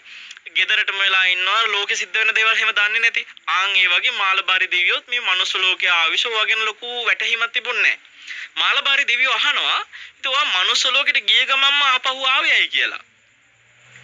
ඇය hina වෙලා කියනවා ස්වාමීනි ඔබ වහන්සේ ඇයි එහෙම කියන්නේ? ගිය ගමන්ම ආවා කියලා ඔබ වහන්සේ දන්නවද මම මෙහෙම කළා මම විවාහ වෙලා ළමයි හදලා අවුරුදු 50 ගාණක් ඉඳලා ආවේ කිව්වා. මාළබාරි දෙවියෝ පුදුම වෙලා අහන මොකක් මේ මල් ටික කඩපු චුට්ටට මනුස්ස ලෝකේ අවුරුදු 50 ගාණක් ගෙවුණා. ඒ චුට්ටට ළමයි හදලා අච්චර දේවල් ටිකක් කරලා ආවා. මාළබාරි දෙවියෝ අහනවා ඉච්චර ඉක්මනට මේ මිනිසුන්ගේ ආයුෂ ගෙවෙනවා නම් මිනිස්සු වෙන මොනවත් කරන්නේ නැතුව පිම්ම කර කර ඉන්නව ඇති නේද කියලා. අනේ ස්වාමිනේ ඒ ගැන නම් මොනව කතා කරන්නද කියනවා. මිනිස්සුන්ට වගේ වගක් නැහැ කිව්වා. මිනිස්සු ඉතින් ඉන්නේ මේ අවුරුදු 50 ගාණක් 60ක් 70ක් ජීවත් වෙනවා කියන එක මහා ලොකු දෙයක් වගේ කියනවා. ඒ වෙලාවේ පින්වත්නි බුදුරජාණන් වහන්සේ කියනවා මහණෙනි හැබැයි ඇය ධර්මාවබෝධය උදෙසා වීරිය කළා නම් ඇයට ඒ සඳහාත් යන්න තිබ්බා. නමුත් ඇයට දැඩි උවමනාව තිබ්බේ එතන නෙමෙයි අර දිව්‍ය ආයුෂ වලට ආයන එක. පින්වත්නි මාළබාරි දෙයයන්ටයි ඒ දෙවඟනටයි මිනිස් ලෝකයේ අවුරුදු 50 ගාන හරි චුට්ටයි වගේ දැනුණානේ. හරිද? හැබැයි දෙයියෝ දැන් හිතාගෙන ඉන්නවා ඒගොල්ලන්ට ගොඩාක් තියනවා කියලා. හැබැයි දෙයියන්ගේ ආයුෂ බ්‍රහ්මයෝ දකින්නකොට බ්‍රහ්මයන්ට පේන්නේ දෙවියන්ගේ ආයුෂ හරි චුට්ටක් වගේ. අන්තිමට පින්වත්නි බ්‍රහ්මයෝ හිතන් ඉන්න ගොඩාක් ඉන්නවා කියලා. හැබැයි අරූප ලෝකවල කල්ප 100 ගණන් කල්ප 10 ගණන් ජීවත් වෙනකොට ඒගොල්ලන්ට බ්‍රහ්මයන්ව පේන්නේ බලාගෙන ඉද්දී ආයුෂ අවසන් වෙනවා වගේ. භාග්‍යතුන් වහන්සේට ඔය ඔක්කොමල දිහා බලනකොට මේ ලෝකේ ආපු කල්ප ගානක අනන්ත සසර දිහා බලනකොට භාග්‍යතුන් වහන්සේට කල්ප 100 200 කල්ප 1000 තියෙන ලෝකයක් වුණත් උන්වහන්සේට පේන්නේ හරිම චුට්ටක් වගේ පින්වත්නි. ඒ නිසා බුදුරජාණන් වහන්සේට පයාතෝ මේ ලෝකේ සත්වයා මරණය කරා යන ආකාරය දකිනකොට උන්වහන්සේට එනවා මහා කරුණාවක්. අනේ මේ මිනිස්සු මේ චුට්ටක් ජීවත් වෙන ටිකට මේ තරම් ප්‍රමාද වෙලා ඉන්නේ කියලා. පින්වත්නි මේ ජරා මරණත් එක්ක මේ මරණය කරා යන විදිය දකිනකොට භාග්‍යවතුන් වහන්සේට ඇති වෙන ඒ මහා කරුණාව තමයි 94ක් වූ මහා කරුණාවල තුන්වෙනි මහා කරුණාව කියලා කියන පයාතෝ ලෝක සන්නිවාසෝ කියන දකින දැක්ම. ඔන්න අද අපි 94න් එකක් අද කතා කළා පයාතේ කියන එක. එතකොට අපි මේ ඥානේ කතා කරමු. ඇතරම මේ ඥාන 6 එකක් පස්වෙනි ඥානේ හතරවෙනි ඥානේ මහා කරුණා සමාපatti ඥානේ දැනට කොටස් 3ක් කතා කරලා තියෙනවා. තව අපිට 91ක් ඉතුරු වෙලා තියෙනවා. අපි හිමින් කතා කරමු. පින්වත්නි අද දවසේ ඔබට බුදුරජාණන් වහන්සේගේ උතුම් සද්ධර්මානුශාසනාව ශ්‍රවණය කරලා ගෞරව සිතින් මේ වෙලාවේ මේ බුදුරජාණන් වහන්සේ වදාළ දහම තේරුම් ගත්ත මහා ප්‍රඥ සාරිපුත්ත මහරහතන් වහන්සේ විග්‍රහයක් තමයි පටිසම්භිදා මග්ග ප්‍රකරණය තුල තියෙන්නේ. ඒයින් තමයි මේ මහා කරුණා සමාපatti ඥානය අපි ඔබට විග්‍රහ කරලා දෙන්නේ. ඉතින් මේ පුංචි වාක්‍යයක් තමයි අද අපි මේ පැයක් පුරා සාකච්ඡා කළේ. ඇත්තට මේක විස්තරාත්මකව පිළිවෙලකට ඔබේ හිතට දැනෙන ආකාරයට කතා කරන්න ඕන නිසා කතා කරන්න ඕනේ එහෙම. ඉතින් අද දායකත්වයට එකතු වෙන පින්වතුන්වත් සිහිපත් කරගෙන ඔබ හැමදෙනාටම ආශිර්වාද කරනවා පින්වත්නි. දෙනියාය ලොම්බිනිතේ කර්මාන්ත ශාලාවේ කළමනාකාර අධ්‍යක්ෂකතුමා පින්වත් බිරිඳ දියණිය ඇතුළු කාර්ය මණ්ඩලයේ සියලුම දෙනා අද ධර්ම දාණයට එකතු වෙන්නේ ලොම්බිනිතේ කර්මාන්ත ශාලාවේ නිර්මාතෘ පින්වත් දයාපාල ජයවර්ධන මැතිතුමාට එම මැතිණියට අධ්‍යක්ෂක මණ්ඩලයේ සියලුම දූ දරුවන්ට නිදුක් නිරෝගී සුවය ප්‍රාර්ථනා කරගෙන පවුලේ හැම දෙනාටමත් විශේෂයෙන්ම දශක ගාණක් ලොම්බිනිතේ කර්මාන්ත ශාලාවට දළු සපයමින් එකට එකතු වෙලා මෙතෙක්කල් ගමන එන පාරිභෝගික සියලු ජනතාවටත් ඒ වගේම අපේ පින්වත් චන්දන මහත්මයාගේ පින්කම් වලට සහභාගී වෙන අතහිත දෙන සියලුම කල්යාණ මිත්‍ර පිරිසටත් මේ ධර්ම දේශනාවෙන් රැස් වෙච්ච උතුම් කුසලානිසංසය හේතු වෙන්න කියලා ප්‍රාර්ථනා කරලා තියෙනවා. සිත්නේ තසපු ඉතාම ශ්‍රද්ධාවෙන් ශ්‍රවණය කළ ඔබ හැම දිනාටමත් අපි මේ වෙලාවේ මෙත් සිතින් ආශිර්වාද කරනවා. ඔබට පින්වත්නි ඊළඟ හෝරාව සිත්නේ තසපුවේ සාකච්ඡාව සමග රැඳෙන්න පුළුවන්. YouTube නාලිකාවේ බලන විදේශගතව එහෙම ඉන්න අයටත් ඊළඟ පැයත් සාකච්ඡාව ප්‍රශ්න අහන්නත් පුළුවන් YouTube එක හරහත්. ඒ වගේම පින්වත්නි මේ වෙලාවේ අපි මේ හැම දිනාටම පොදුවේ ආශිර්වාද කරනවා. දෙවියෝ සතුටින් මේ පින් බලෙන් දෙව්ලොව සැනසෙත්වා සුවපත් වෙත්වා කියලා කවුරුත් සාදු කියන්න. සසරගත සියලුම මියගේ ඥාතියොත් මේ පින් බලෙන් පරලොව සැනසෙත්වා සුවපත් වෙත්වා කියලා අපි සියලු මියගේ ඥාතීන්ට මේ පින් අනුමෝදන් කරනවා. ඒ වගේම පින්වත්නි දායකත්වයෙන් එකතු වෙච්ච දෙනියාය ලොම්බිනිතේ කර්මාන්ත ශාලාවේ කළමනාකාර අධ්‍යක්ෂක පින්වත් චමින්ද මහත්මයා ඇතුළු ඒ බිරිඳ දියණිය ප්‍රධාන කාර්ය මණ්ඩලයේ හැම දෙනාටමත් නෙත්.එෆ්.එම් ආයතනයේ පින්වත් අධිපතිතුමන්ට ඒ වගේම අපේ ආගමික අංශයේ පින්වත් වරුණ මහත්මයා ඇතුළු කාර්ය මණ්ඩලයේ පින්වත් හැම දෙනාටම ප්‍රධාන විධායක නිලධාරී අසංග ජයසූරිය මැතිතුමන්ට හැම දෙනාටමත් අපි මෙත් සිතින් ආශිර්වාද කරනවා. නෙත් ශ්‍රවණය කරන පින් ඇති ඔබ හැම දෙනාටමත් ගෞරවයෙන් අපි රැස් කළ පින අපි අනුමෝදන් වෙමු. අපි හැම දිනාටම මෙලොව හිතසුව පිණිසම මේ පින හේතු වෙත්වා පරලොව සුගතිය පිණිසම හේතු වෙත්වා හැම දිනාටම චතුරාර්ය සත්‍ය අවබෝධය ඉක්මන් වීම පිණිසම මේ ගෞතම බුදු සසුන තුළම අමා මහ නිවන පිණිසම මේ පින හේතු වාසනා වෙත්වා. බුදු ගුණ දින දින අපගේ සවනත රැඳේවා. අප සියලු දෙනාටම බුදුරජාණන් වහන්සේගේ උතුම් බුදු ගුණ ගැන හිත පහදවා ගනිමින් කුසලයේ තුල තව වැඩෙන්නට මේ හැම පිනක්ම හේතු වාසනාම වෙත්වා කියලා කවුරුත් සාදු කියන්න. සාදු සාදු සාදු. ආකාසට්ටා ච බුම්මට්ටා දේවානාගා මහිද්దికා පුඤ්ඤන්තං අනුමෝදිත්වා චිරං රක්칸තු ශාසනං චිරං රක්칸තු දේශනං චිරං රක්칸තු ත්වං සදාති. සාදු සාදු සාදු. සෙනසුරාදා සිද්නේ තසපුවේ ධර්ම දේශනාවයි නිමාවට පත්ුනේ. මහා කරුණා සමාපatti ඥානය කියනකොට මට හිතුනේ සතියකින් එහෙම නැත්නම් සති දෙකකින් වගේ ඉවර කරගන්න පුළුවන් වෙන දේශනාවක් ඉවර කරන දේශනාවක් වේවි කියලා. හැබැයි තාම කොටස් 3යි. ඒ යටතේ අපේ හැමදෙරණ හස දේශනා කළේ තවත් කොටස් 91ක් යටතේ මේ මහා ගුණය පිළිබඳව කියන්නට අපේ හැමදෙරණ හස අනුශාසනා කරන්නට දේශනා යොදා ගනීවි. බලන්න බුදුරජාණන් වහන්සේ කොතරම් විශිෂ්ටද කියලා. බුදුරජාණන් වහන්සේගේ ගුණය කොතරම් අපේ හිතට තදින් කාවැදී යුතුද? නැත්නම් මේ වගේ ගුණයන් අනිත් අයට පෙනෙන්නට ඇතිනේ කල යම් ආකාරයකට. ඉතින් ඒ දේශනාව අනුසාරයෙන් අපේ හිතේ බුදු ගුණ තවත් වැඩුණා. ඒ ඔබේ හිතේ සෝය කියන දෙන කාරණාවක් බවට පත් වෙන්නට ඇති. යම් ගැටලු ඔබේ හිතේ මතුවෙනවා නම් අපේ වැඩසටහන ශ්‍රවණය කරන සෙනසුරාදා සිද්නේ තසපුව අහන ඔබට පුළුවන් 0112536363ට කතා කරන්නට. ඒ වගේම බික්කු ගෞතම කියන YouTube channel එක හරහා මේ වැඩසටහන බලපු අයටත් අපි ආරාධනා කරනවා ඔබේ ප්‍රශ්න අපිට ඉදිරිපත් කරන්න. අපි අද දවස් තුලදී පූජනීය වල්පොළ ගෞතම ස්වාමීන් වහන්සේට ඒ උතුම් අවස්ථාව ඔබට හිමි කර දෙන්නට බලාපොරොත්තු වෙනවා. ඒ අපේක්ෂාව ඇතිව පූජනීය වල්පොළ ගෞතම ස්වාමීන් වහන්සේට නිදුක් නිරෝගී දීර්ඝායුෂ උතුම් වූ ධර්මාවබෝධය ප්‍රාර්ථනා කරමින් කෙටි විරාමයක් සෙනසුරාදා සිද්නේ තසපුවෙන් අපි ලබා ගන්නවා.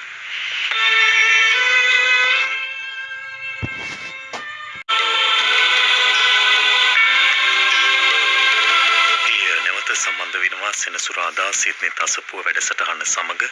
ඔබට පුළුවන් අදත් සිඩ්නි තසපුව තුළ මහා කරුණා සමාපatti ඥානය පිළිබඳව පූජනීය වල්පොළ ගෞතම ස්වාමීන් වහන්සේ මේ දේශනාව සිදු කළේ. ඉතින් ඒ ශ්‍රද්ධාව ඔබේ හිතේ මතුවලා තිබෙන මොහොතේ අපි ඔබට ආරාධනා කරන්නේ ඒ ශ්‍රද්ධාවත් එක්ක හිතේ ජනිත වුණු යම් දහම් ගැටලුවක් තිබෙනවා නම් ඉදිරිපත් කරන්න. රේඩියෝ මාධ්‍ය පැත්තේදී අපිට දුරකථන අංකයේ විවෘතව තිබෙනවා 0112 55 33 63. ඒ වගේම බික්කු ගෞතම කියන YouTube channel එක හරහා මේ සිත්නේ තසපුව ධර්මදේශනාව ධර්ම සාකච්ඡාව බලන ඇත්තන්ට අපේ ශ්‍රාවකයන්ට ප්‍රේක්ෂකයන්ට අවකාශය තිබෙනවා.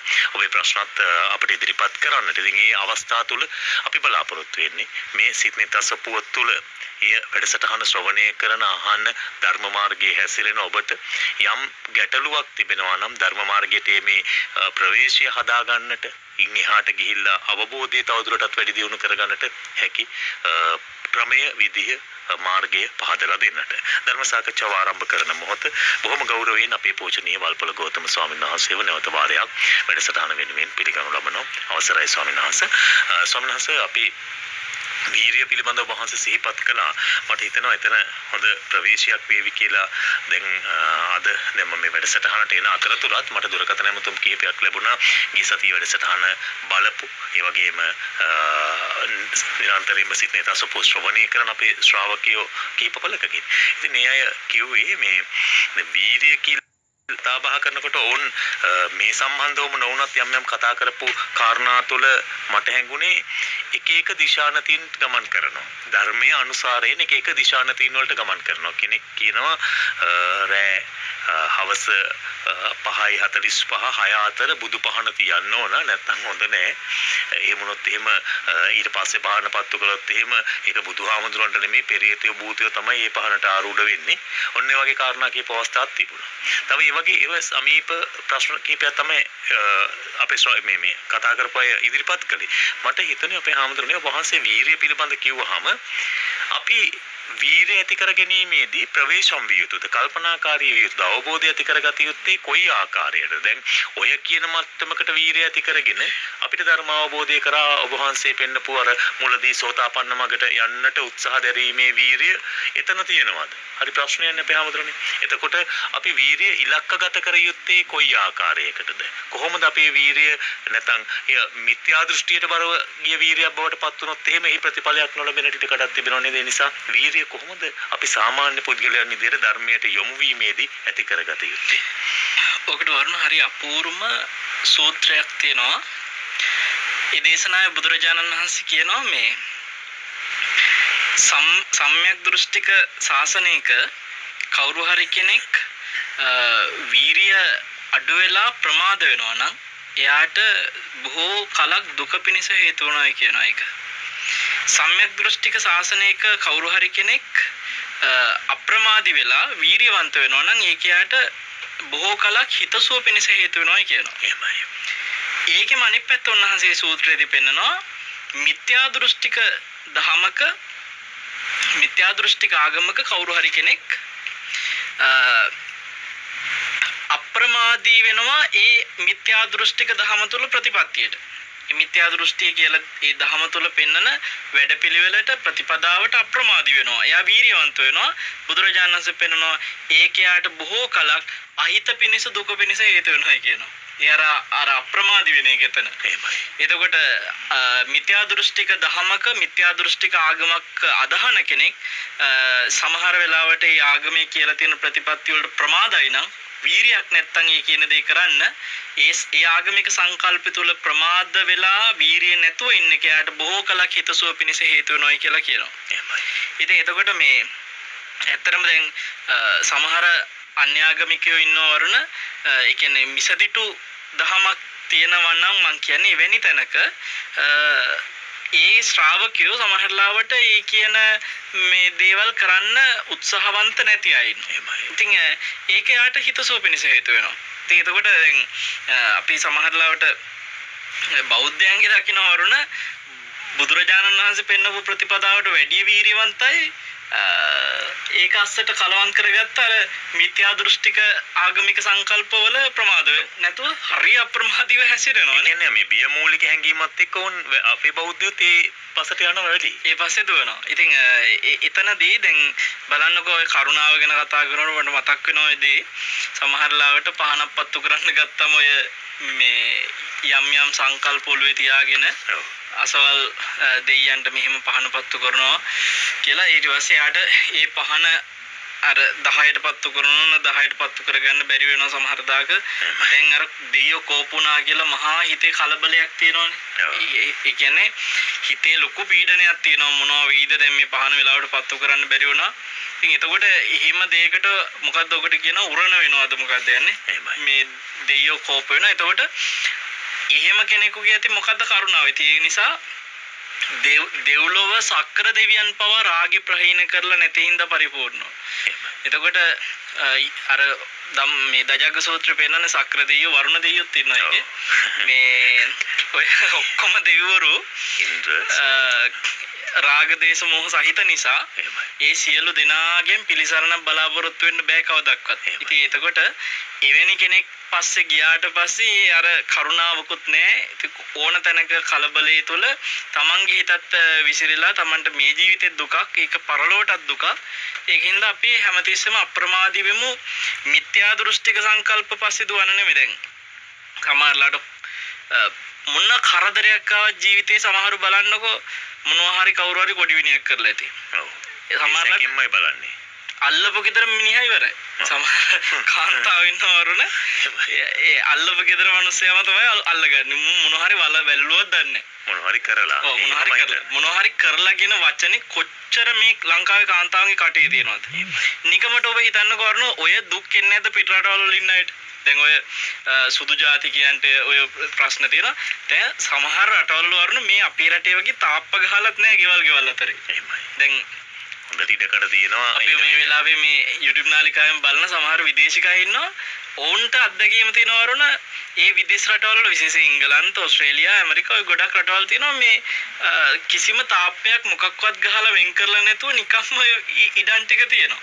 එතකොට මේ වල දානවා නම් ආයිතික වට ඕන තරම්. අර සමහරලාට පාරේ ප්‍රධාන පාරයි ඉඩමයි අතර ආයේ කිසිම වෙන් කිරීමක් නැහැ.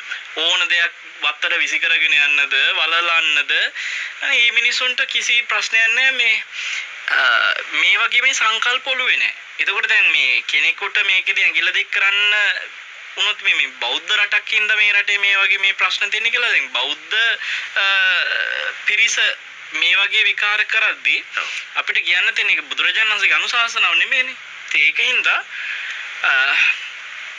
භාග්‍යතුන් වහන්සේගේ අනුශාසනාවේ පිහිටපු ශ්‍රද්ධාවන්ත කෙනෙක් ඉන්නවනම් එයාට මතක් වෙන්නේ මේ කවුරු හරි මොනවා හරි කරාද කියන එක නෙමෙයි.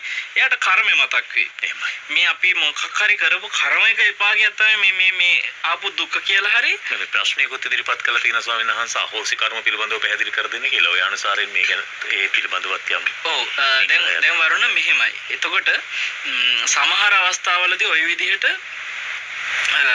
අපි කතා කරනවා දැන් මේ ජීවිතේ මොනවා හරි දුකක් කරදරයක් ආපු ගමන් මේක මොකද්ද කියලා කර්මයට බාර දෙනවටත් වැඩිය සමහරලාට මිනිස්සු හැමදේම කර්මයට අන්තිමට ගලප ගන්නවනේ. හොඳම සංකල්පය මම ඔතෙන්ද කියන්නම් ඔබට වඩා සුදුසුයි ජීවිතේ පුළුවන් නම් මොන හරි දුකක් කෙනකොට බුදුරජාණන් වහන්සේගේ පටිච්ච සමුප්පාදය තුළ පෙන්නපු මේ පූර්ව ප්‍රශ්නයක් තියෙනවා ජාතිපච්චය. ඒ කියන්නේ මේ දේ ආවේ මොකක් හින්දාද කියලා හුවොත් ආයෙත් මොකුත් කතාවක් නැහැ ජාතිපච්චය. මොකද පෞගි දවසක වරුණ මට එක ડોක්ටර් කෙනෙක් කතා කරා. මේ ડોක්ටර් රියානතුරක් නිසා මේ එක්තැන් වෙලා හිටියේ වෙලාවේ. ඒ කියන්නේ අවුරුදු ගාණක් දැන් එක්තැන් වෙලා. ඉතින් දැන් මේ ડોක්ටර්ට සමහර අය කියලා තියෙනවා මැරිච්ච අමනුෂ්‍යයන්ගේ බලපෑමක් මේ ගෙදර ඇති කියන එක. හරිද? මේ වෛද්‍යවරයෙක් වරුණ. මකින් අහනවා ස්වාමීන් වහන්සේ සමහරට එතුමත් මේ වෙලාවේ අහගෙන ඉන්න වෙන්න පුළුවන්. කවුද කින්න බන්ද නෑ. ඉතින් එහෙමනේ අපි මේක කියන්නේ. මෙතුමා ඇහුවා ස්වාමීන් වහන්සේ මේ එහෙම අමනුෂ්‍ය ප්‍රශ්න බලපානවද? මට මේ වගේ ඇක්සිඩන්ට් උනේ. හරියට හිතන්නේ නැති ප්‍රශ්න වෙනවා. මේ ප්‍රශ්න ඔක්කොටම බලපාලා තියෙන්නේ මේ මෙහෙම දෙයක්ද කියලා. මං එතුමට කිව්වා මේ ලෝකෙ එක එක්කෙනා තමන්ට පේන සීමාව තුළ ඔවගේ සංකල්ප ඇති කරගන්න විදි ගණනාවක්. සමහරු ග්‍රහපල කියනවා. සමහර වෙලාවට ඔයගේ අමනුෂ්‍ය ප්‍රශ්නයක් කියනවා. කවුරු හරි කරපු දෙයක්. අර වගේ කොඩි විනයක් මොකක් හරි කරලා කියලා දකිනවා. දැන් මේ එක එක ක්‍රම. දැන් ඔය දකින ක්‍රම තුල වරුණ ඒදී අපි ඒකාන්ත කරලා නැතම කියලාත් නෙමෙයි මේ කියන්නේ. ඒ කියන්නේ සමහරට අමනුෂ්‍ය ප්‍රශ්නයක් වෙන්න පුළුවන්. හරිද? සමහරට වෙන්නේ නැතෙන්න පුළුවන්. හැබැයි අමනුෂ්‍ය ප්‍රශ්නයක් ඇතෙන්න බලපානවා කියන එක ඉතාම අඩු ප්‍රතිශතයක සිද්ධ වෙන දෙයක්. නමුත් දැන් මේක වෙන දේ තමයි අර තමන්ගේ මනසට ඔය ක්‍රමවේද වලින් මොකක් හරි එකක් හුරු කරගත්තම අරක නිසා තමයි කියන එක ඊට පස්සේ දිගටම එනවා වරුණ. ඒ තදින්ම එන්නේ ඒක. මොන දේ ආවත් ඒතර තමයි නවතින්නේ. දැන් ග්‍රහපල ප්‍රශ්න කියලා ඔළුවේ හිතන් ඉන්න කෙනාට අය මොන දුකක් ආවත් හිතෙන්නේ මොකක් හරි අපලයක් ඇති මේ දවස්වල. ඒකමයි ඔළුවට එන්නේ. ඒතකොට දැන් අර වගේ අමනුෂ්‍ය ප්‍රශ්නයක් ඔළුවේ තියාගෙන ඉන්න කෙනාට මොකක් වුණත් ඇති. හරි. එතකොට සමහරවිට ඇක්සිඩන්ට් එකක් වුණත් ගෙදර එක දිගට කන්න නැති වුණත්. ඒ කියන්නේ වරුණ මේ ණය තුරුස් ගෙවා ගන්න විදියක් නැහැ සල්ලි වලින්. ඒත් හිතනවා අමනුෂ්‍යෝ මේ ගෙදර මොන හරි අපිට කරදර කරන බලපෑමක් කරනවා. ඒ කියන්නේ වරුණ එයාට දිගටම ඊට පස්සේ ඒකත් එක්ක එන්නේ. මම ඒ ડોක්ටර්ට කිව්වා දැන් ඊටාම අඩු ප්‍රතිශතයක එහෙම දෙයක් වෙන්න පුළුවන් මේ ඉඩකඩක් තියෙනවා නම් හරිද? එතකොට නොවිය හැකි වාතාවරණය උතන වැඩි නම් හරිද? එතකොට අනිත් එක එහෙම දෙයක් S2කින් දැකලත් නැහැ. හොඳේ? මේ හිතින් හිතාගත් එක ඒ තුල දිගින් දිගටම ඔය මතය තුලම ඉන්න එක ඇතුලේ තමන් මනසින් විඳින පීඩනේ මම මේ කර්මවත් මොකක්වත් නෙමෙයි මං යාට පෙන්නුවේ එහෙම හිතන එක ඇතුලේ තමන්ගේ මනස සංසුන් වෙනවද තමන්ගේ මනස නිවෙනවද දැන් ඔන්න අපි කියමුකෝ මොන ප්‍රශ්නයක් ආවත් මේ අමනුෂ්‍යයෙක් නිසා කියලා හිතනකොට මං ඇහුවේ ડોක්ටර්ගෙන් මනස සංසුන් වෙනවද නෑ තව පීඩනයක් වැඩි වෙනවනේ. තව පීඩනයක් මොන අමනුෂ්‍යයක්ද දන්නේ මොන වගේ කීයද දන්නේ කොටේකෙද්ද මහතෙකෙද්ද මොනවා කරයිද දන්නේ මේක දැන් අල්මාරිය අස්සෙත් දන්නේ දොර අස්සෙත් දන්නේ දැන් මේ මහා ප්‍රශ්නයක්නේ පීඩනයක්නේ පීඩනයක් කරන්න ඕනද නැද්ද ඔව් සල්ලි වියදම් කරගෙන පේන දෙයක් නම් කමක් නෑ එතකොට මං එතුමෙන් දැන් අර වගේ කොඩි විනයක් කරලා කියලා හිතනකොටත් හැමතිස්සෙම මේක හිතනකොට මං කියනද මේක වෙන්නේ හැම කියන තැන ඉඳලා මං කතා කරන්නේ ඒක හිතට පීඩනයක්නේ. ඒ කියන්නේ තමන්ගේ ප්‍රශ්නෙට මෙය හේතුවක් කියලා හිතන දේ තුල හිත සංසුන් වෙනවා නම් හිත නිවෙනවා නම් අන්න එහෙම හේතුවක් අපි ඔළුවට හොයා ගන්න ඕනේ. මේ කියන එක හේතුවක්වත් හිත නිවෙන්නේ නැහැ. මම එතුමට කිව්වා ඕක තුල දැන් ඔකට උත්තර හොයන්න යනවා. දැන් මොනවද උත්තර හොයන්නේ? අමනුෂ්‍ය ප්‍රශ්නයක් කිව්ව ගමන් උත්තර හොයන්න යනවා. ඔන්න අර කිව්වා වගේ කොඩි වෙන කපන්න මොනවා හරි ඕවා. තොইল නටනවා නූල් බඳිනවා කුප්පියක දාලා අරයි ආයේ ප්‍රශ්න හරි එතකොට ඊට පස්සේ මං කිව්වා දැන් මේ එක අල්ලපු ගවල් මිනිස්සුත් එක්ක ගැටෙමින් ඔයගේ ප්‍රශ්න සෑහෙන සිද්ධ වෙනවා දැන් ග්‍රහපල කිව්ව ගමන් ඔන්න බෝධින් වහන්සේට කියලා දසවද දෙනවා අර බෝවතු වල කොඩිය එල්ල හරි මේ මුලස් කොඩිය මේ ළඟදි මන් දැක්ක කොඩියක් වරුණ මේ දරුවාගේ විභාගේ දැන් ලියලා කොල්ලා විභාගේ ඒ ලියන්න කලින් එල්ලන්නේ නැති සමහර විට මේ මොන හරි විභාගේ සමත් වෙන්න පහසු වෙන්න මොන හරි එහෙම තියෙන සම කොහොම හරි මහා අම්මු විහිළුවක් වරුණ හරිද මේ එහෙම කොඩියක් තිබ්බා ඒකේ ලියලා තියෙනවා දරුවාගේ දැන් විභාගේ ලියලා ඉවරයිනේ එතකොට මේ ඒ ප්‍රශ්න පත්‍රේ මේ අර හරියමං විදිහේ ගුරුවරයෙක්ට මේක ලකුණු බලන්න හම්බෙන්න කියලා. ඒ කියන්නේ කරුණාව තියෙන ගුරුවරයෙකුට ලකුණු ටිකක් දෙන්න පුළුවන්.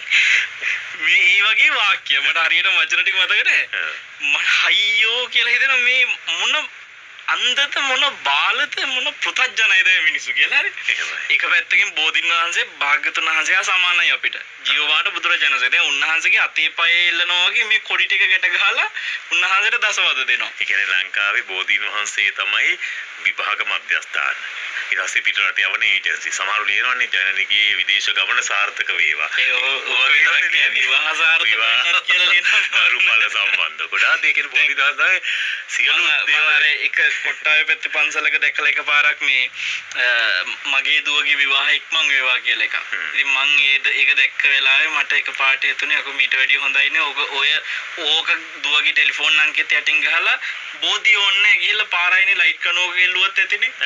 ඔව් ඉක්මන් වෙන්නේ. ඔව්. ඒ කියන්නේ සයනස මම අර ඔබ වහන්සේට මුලින් යොමු කරපු තැන ඔතනමයි. ඒ කියන්නේ අපි ওই තැන ඉඳලා අපි හරියට වීරිය වැඩුවොත් එහෙම ඒකට වෙනස් මොකක්ද? දැන් මම මේ කියමින් ඉන්නේ එතකොට හිත සංසුනුත් නැහැ. දැන් මේක ප්‍රශ්නේ කියලා හිතන එක ඇතුලේ හිත සංසුන් වෙන්නෙත් නැහැ. සහ ඒකට විසඳුම කියලා කරන්න යන ඒවා ඇතුලේ තව අනාගෙන ඉල්ලන්නේ තියෙන්නේ. ඒ කියන්නේ ප්‍රශ්න වලට තව එකතු වෙනවා. දැන් හිතන්නකෝ අමනුෂ්‍ය ප්‍රශ්නයක් කියලා තොইলනට අන්න ගිහිල්ලා ණයතුරුස් වෙලා දැන් මොකෝ වෙන්නේ? අමනුෂ්‍ය අමාතිවට දැන් සමහරලාට මිනිස්සුනුත් හොයාගෙන යනවා ණයකාරයෝ. ගේත්තු ගස්තිය තියෙන්නේ. ඔව්. අමනුෂ්‍ය මැදට තව පස්සෙන් ඉන්න තව ණයකාරයෝ. ඒකට දැන් අමනුෂ්‍ය පස්සෙන් එනවා ණයකාරයෝ පස්සෙන් එනවා. ඉතින් මේ ප්‍රශ්න තව අවුල් වෙනවා. මම ඒ නිසා ડોක්ටර් කිව්වා වගේ එක මේ දෘෂ්ටි සංකල්ප සමාජයේ තියෙයි. ඒවා ඇතුලේ දැන් අපිට ප්‍රායෝගිකව පේනවා කිසිම සැනසෙල්ලකුත් නැහැ. ඒකේ විසඳුමකුත් නැහැ. ඒ විසඳුම ඇතුලේ හරි දැන් අමනුෂ්‍යෙක් ආවා හරි ඒ අමනුෂ්‍යයා මොකක් හරි කරලා යවුවා කියමුකෝ. දැන් එතකොට අමනුෂ්‍ය වෙන එක ආයි සාධාරණ නවතිනවද? ඒත් නෑ. හරි. එතකොට මම කියන ඇත්තටම අමනුෂ්‍යෙක් ආවත් ඒත් මේ එක අයින් කළා කියලා නවතින්නේ නෑනේ. දැන් මෙතන අපි ડોක්ටර් එහෙනම් මේ ප්‍රශ්න ඔක්කොටම මේ පොදු ප්‍රශ්නේ බලන්න ඕනේ මොකද්ද කියලා. දැන් ඕවා ඇවිල්ලා පොදු ප්‍රශ්න නෙමෙයි. ඔය ඕවා වෙන්නත් පුළුවන් නොවෙන්නත් පුළුවන් ඒවා. හැබැයි බුදුරජාණන් වහන්සේ අපිට පෙන්නලා තියෙනවා ඕනම ප්‍රශ්නයකට බහා දාන්න පුළුවන් අනිවාර්ය එක ප්‍රශ්නයක්. ඒ ප්‍රශ්නේ ඕනම එකකට දාත හැකි ඒක පොදු ප්‍රශ්නේ. ඒ පොදු ප්‍රශ්නේ මම එතුමාට කිව්වා ජාතිපච්චය. ඉපදිච්ච නිසා. දැන් ඔන්න ගලපලා බලන්නකෝ. ඔන්න අමනුෂ්‍යෙක් නිසා ප්‍රශ්නයක් වුණා. දැන් ඒකත් මොකක්ින්දද? ඉපදිච්ච නිසා. දැන් අපි හිතුව අපලයක් නිසා ඇත්තටම ප්‍රශ්න වුණා. දැන් අපල ඔළුවේ තියන් ඉන්න කෙනා හිතන්නේ එයාට ඇත්තටම අපල හින්දා කියලා නෑ. හරි එහෙම කියමුකෝ කියලා. එහෙනම් ඉතින් දැන් අපල හින්දා යාට ප්‍රශ්නේ ආවේ ඇත්තටම බලන් ගියාම මොකක්ින්දද? ඉපදිච්ච නිසා. ඊට පස්සේ අපි කියමුකෝ හරි අල්ලපු ගෙදර මිනිස්සු ඇත්තටම පොඩි විනයක් කරලා කියමුකෝ. දැන් ඔය හිතන එක තුල හුරතලයට මං කියන්නේ පවුනේ. නෑ කියන්නේ නැතුව හුරතලයට අපි කියමුකෝ හරි එයා කරලා කොඩි විනයක්. මොකක් හරි වලලා කියමුකෝ. දැන් ඔන්න ඒ හින්දා ඔන්න ජීවිතේට බලපායවා කියමුකෝ. එකක් තුනක් කියමුකෝ. ඉතින් ඒත් මොකක්ින්දද? ඉපදිච්ච නිසා. එතකොට බලන් ගියාම ඉපදිච්ච එක තමයි ලොකුම ප්‍රශ්නේ. දැන් මිනිස්සුන්ට මේ සමහරලාවට මේ රටේ තියෙන විවිධ ප්‍රශ්න නේද කොරෝනාව. හරි. මොකක්ින්දද කොරෝනා වලට මුහුණ දෙන්නේ? ඉපදිච්ච නිසා. ඉතින් බලන්න පොදු ප්‍රශ්න නෙමෙයිද? මොන දීදිත් වරුණ දැන් වරුණට මම බැන්නා කියමුකෝ. දැන් වරුණට ඒක දුකක් වුණා කියමුකෝ. දැන් වරුණට ඒ දුක ඇති වුණේ ඇත්තට මොකක්ින්දද? ඉපදිච්ච නිසා. හැම ප්‍රශ්නටම මේක බහා දානකොට වරුණ දැන් කෙනෙක් හිතයි ඕක ඉතින් ඔහොම සරලව කියවහම මේ විසඳුම තියෙන්න බෑ කියලා. මේ අපිට කියන්න තියෙන වරුණ බුදුහාමුදුරුවෝ මේ සියලු ප්‍රශ්න ජාතිපච්චයා කියලා ඉපදීම නිසා කියලා බැලුව තැනින් එතනින් නැවතුන්නේ නෑනේ.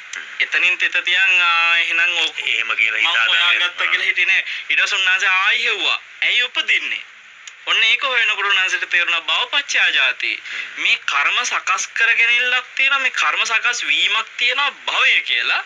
මෙන්න මේ කර්ම සකස් වීම නිසා තමයි උපදින්නේ. එතකොට කර්ම සකස් වෙන්නේ. දැන් එතනත් උන්වහන්සේ අතහැරියේ නෑනේ. බලන්නකො උන්වහන්සේ කොච්චර අපිට මේ පිළිවෙලකට මාර්ගෙ පෙන්වලා තියලා තියෙද්දිනේ මේ කොහෙවත් ඉන්න අමනුෂ්‍යයෙකුයි අපලෙකුයි මේ මොකක් හරි කොඩි විනුවෙකුයි මොකක් හරි එකක් අල්ලන් දගලන්නේ. වරුණ එතකොට ඔන්න උපාදාන මේ කර්ම සකස් වෙන්නේ මෙන්න මේ නිසා. මේක වෙන්නේ මේ නිසා. මේක වෙන්නේ මේ නිසා. ඔක්කොම ගිහිල්ලා අන්තිමට මුන්නස් හොයාගත්තා. මේ මුළු සමස්ත සියලු ප්‍රශ්නෙටම බලපාන්නේ අවිද්‍යාව කියලා මේ අන්ධකාරයක් තියෙනවා අනවබෝධයක් තියෙනවා. ඒකට මොකද්ද විසඳුම? එතනින් නැවතුනේත් නෑ. හරි. එහෙනම් ඒක අඳුරක්නේ. අවිද්‍යාව කියන්නේ අඳුරක්, අනවබෝධය. අඳුරක් නැති කරන්න හැමතිස්සෙම මේකට ආදේශක කරන්න තියෙන එක විකල්පයයි තියෙන්නේ. ඒ තමයි ආලෝකය. ඒතර උන්වහන්සේ ඒකත් හොයාගත්තා. ඒ ආලෝකය මොකද්ද? ප්‍රඥාලෝකය. ඒ කියන්නේ සම්මාදිට්ඨිය. ඔන්න උන්වහන්සේ එතකොට දැන් සම්මාදිට්ඨිය ඇති කරගන්න තැන අර අඳුර නැති වෙනවා කියලා දැක්කා. අඳුර කියන අවිද්‍යාව නැති වෙනකොට මෙහෙම සංස්කාර නැති වෙනවා. නැති වෙනකොට මෙහෙම නාම රූප නැති වෙනවා. මේ විදිහට විඥාන නැති වෙනවා. මේ නාම රූප මේ සංස්කාර විඥාන නාම රූප සලආයතන පස්ස වේදනා මේ ඔක්කොම නැති වෙවි දකින්න ඕන. එතකොට දැන් උන්වහන්සේ තේරුම් ගත්තා එහෙනම් මෙතන එකම විකල්පය අර ප්‍රඥාලෝකය ඇති කරන එක. ඒතර ඒකිනුත් උන්වහන්සේ නැවතුන්නේ. අන්න එතනයි වටින්නේ. ඊට පස්සේ උන්වහන්සේ බලන කොහොමද මේ ප්‍රඥාලෝකය ඇති කරගන්නේ? ඔන්න උන්වහන්සේ දකින්න මේ ප්‍රඥාවට සමාධිය ඕනේ. සමාධිය කොහොමද ඇති වෙන්නේ? මේ සීලය ඕනේ. සීල සමාධි ප්‍රඥා කියලා කියන ආර්ය අෂ්ටාංගික මාර්ගය නිසා තමයි නිවනට මාර්ගය කියලා කිව්වේ. ඉතින් මේක ඊටාම පැහැදිලිව විස්තර කරලා තේරුම් කරලා දෙන දේශන අපි ඉදිරියේ සිද්ධ කරනවා. විශේෂයෙන්ම දැන් බවුන් පැලැස්සෙදිත් වරුණ ඉදිරියේදී අර නීමාසිකව පුහුණු වෙන අතරේ ගැඹුරින් ධර්ම මාර්ගය පැහැදිලි කරලා දෙන වැඩසටහන ඉදිරිය අපිට කරන්න පුළුවන්. ඉතින් හැම ප්‍රශ්නයකදීම එහෙනම් මම ඔබට යෝජනා කරනවා මට මේ ප්‍රශ්නෙට මම මූණ දුන්නේ ඉපදීම නිසා කියලා හිතන්න. මට මේකට තියෙන එකම විකල්පය හැබැයි මැරෙන එක නෙමෙයි. සමහර සියලු විනාශා ගන්නවා නේද? දැන් උතරින් නැවතුනොත් ඒක හිම වෙන්න පුළුවන් නේ වරුණ. ඊට පස්සේ හිතයි හරි ඉපදිච්ච නිසානේ එහෙනම් මම මැරෙනවා. ඒතර ප්‍රශ්න විසඳෙනවා. වැඩේ තියෙන පුතේ මැරුණාට ආයෙ උපදිනවනේ. අපි හිතන්නේ මේ භවයේ ගැන විතරයි. හැබැයි මේක සංසාර දැන් ඔතනින් මැරුණට පස්සේ සියදි විනාශාගෙන ඒ අකුසලෙත් එක්ක යා මෙතන රාග දේශ මොහ එක පීඩණයකනේ මැරෙන්නේ. ඒ පීඩණේ සහිත ඒ අකුසලෙත් එක්ක මෙයා නිරිය උපදින්න පුළුවන්. ඊට පස්සේ නිකන් අර මේ මොකෙන්ද මොකටද වැටුණා වගේ. එහෙමයි. කබලෙන් ලිපට වැටුණා වගේ වරුණ ලිප හොඳයි කියමුකෝ. කබලෙන් මහා ගිනි ජාලාවක් තියෙන මේ දැවෙන අර ලාව වගේ තියෙන මහ විශාල ගිනි වලකට වැටුණා ආයි ගොඩ එන්නවත් බැරි. දැන් ලිපට වැටුණා ලිපෙන් ටක් ගාලා කකුල ගන්න පුළුවන්. ඔව් මේක එහෙම නෙමෙයි. මේක එහෙම නෙමෙයි. ඒ නිසා සතර පාය වටනවා වගේම තමයි. දැන් ওই සීදි විනාශා ගන්න මේ වෙලාවේ ඇති දැන් නිරේ.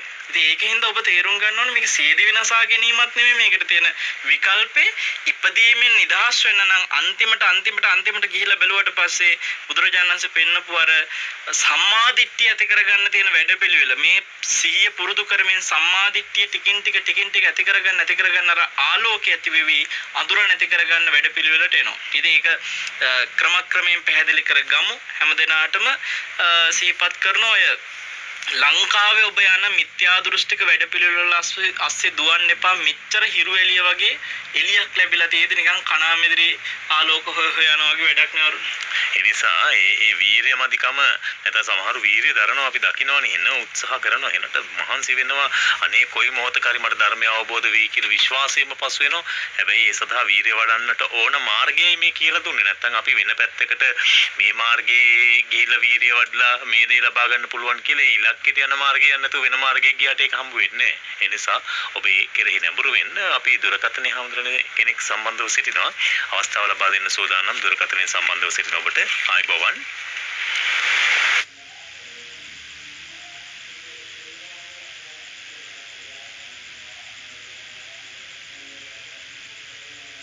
වෙනම දැන් ටික වෙලාවක් සිටි නිසා වෙන්නට ඕන. අතර විශේෂයෙන්ම අපිට යොමු කරපු ප්‍රශ්න බොහොමයකුත් තිබෙනවා.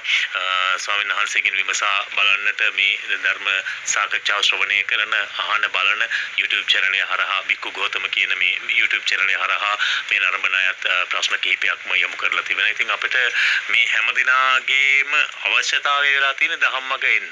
ධම්මගට එන්නට අපි හැමදෙන්නේ භාවනාව සම්බන්ධව යම් ප්‍රශ්නයක් විමසලා සිටියා. දුටුවා විමසලා සිටිනවා මේ නිලු උපේක්ෂා විමසන මානසික පීඩනය සියදි විනාශා ගැනීම ගැන අපි කතා කරපු නිසා මේ සඳහා යමු ධර්මානුකූලව කොහොමද මේ ගැන විග්‍රහ කරන්නේ කියන කාරණේ. මොකද පහුගිය සති කිහිපයේදී ඒ පිළිබඳ මේ Facebook හරහා මුහුණ පොත හරහා වැඩි වශයෙන් කතා බහ වුණා. ඉන්දියාවේ යම් ජනප්‍රිය රංගන ශිල්පියෙක් සියදිවි හානි කර ගැනීමත් එක්ක ඇතැම් විට විවිධ මත වෙනවා සියදිවි හානි කර ගැනීම නෙමෙයි මේක මේ මරා දැමූ පුවතක් කියලා. කොහොම නමුත් වැඩි වශයෙන් කතා බහට ලක් වුණ නිසා සියදිවි විනාශ ගැනීමට සම්බන්ධ වුණ නිසා මම හිතන්නේ හෙට උදේ මෙත්නෙත් පාමුලෙත් අපේ පූජනීය කැටවල හේමාලෝක හඳුරු ධර්මයක් කතා කරලා තිබෙනවා.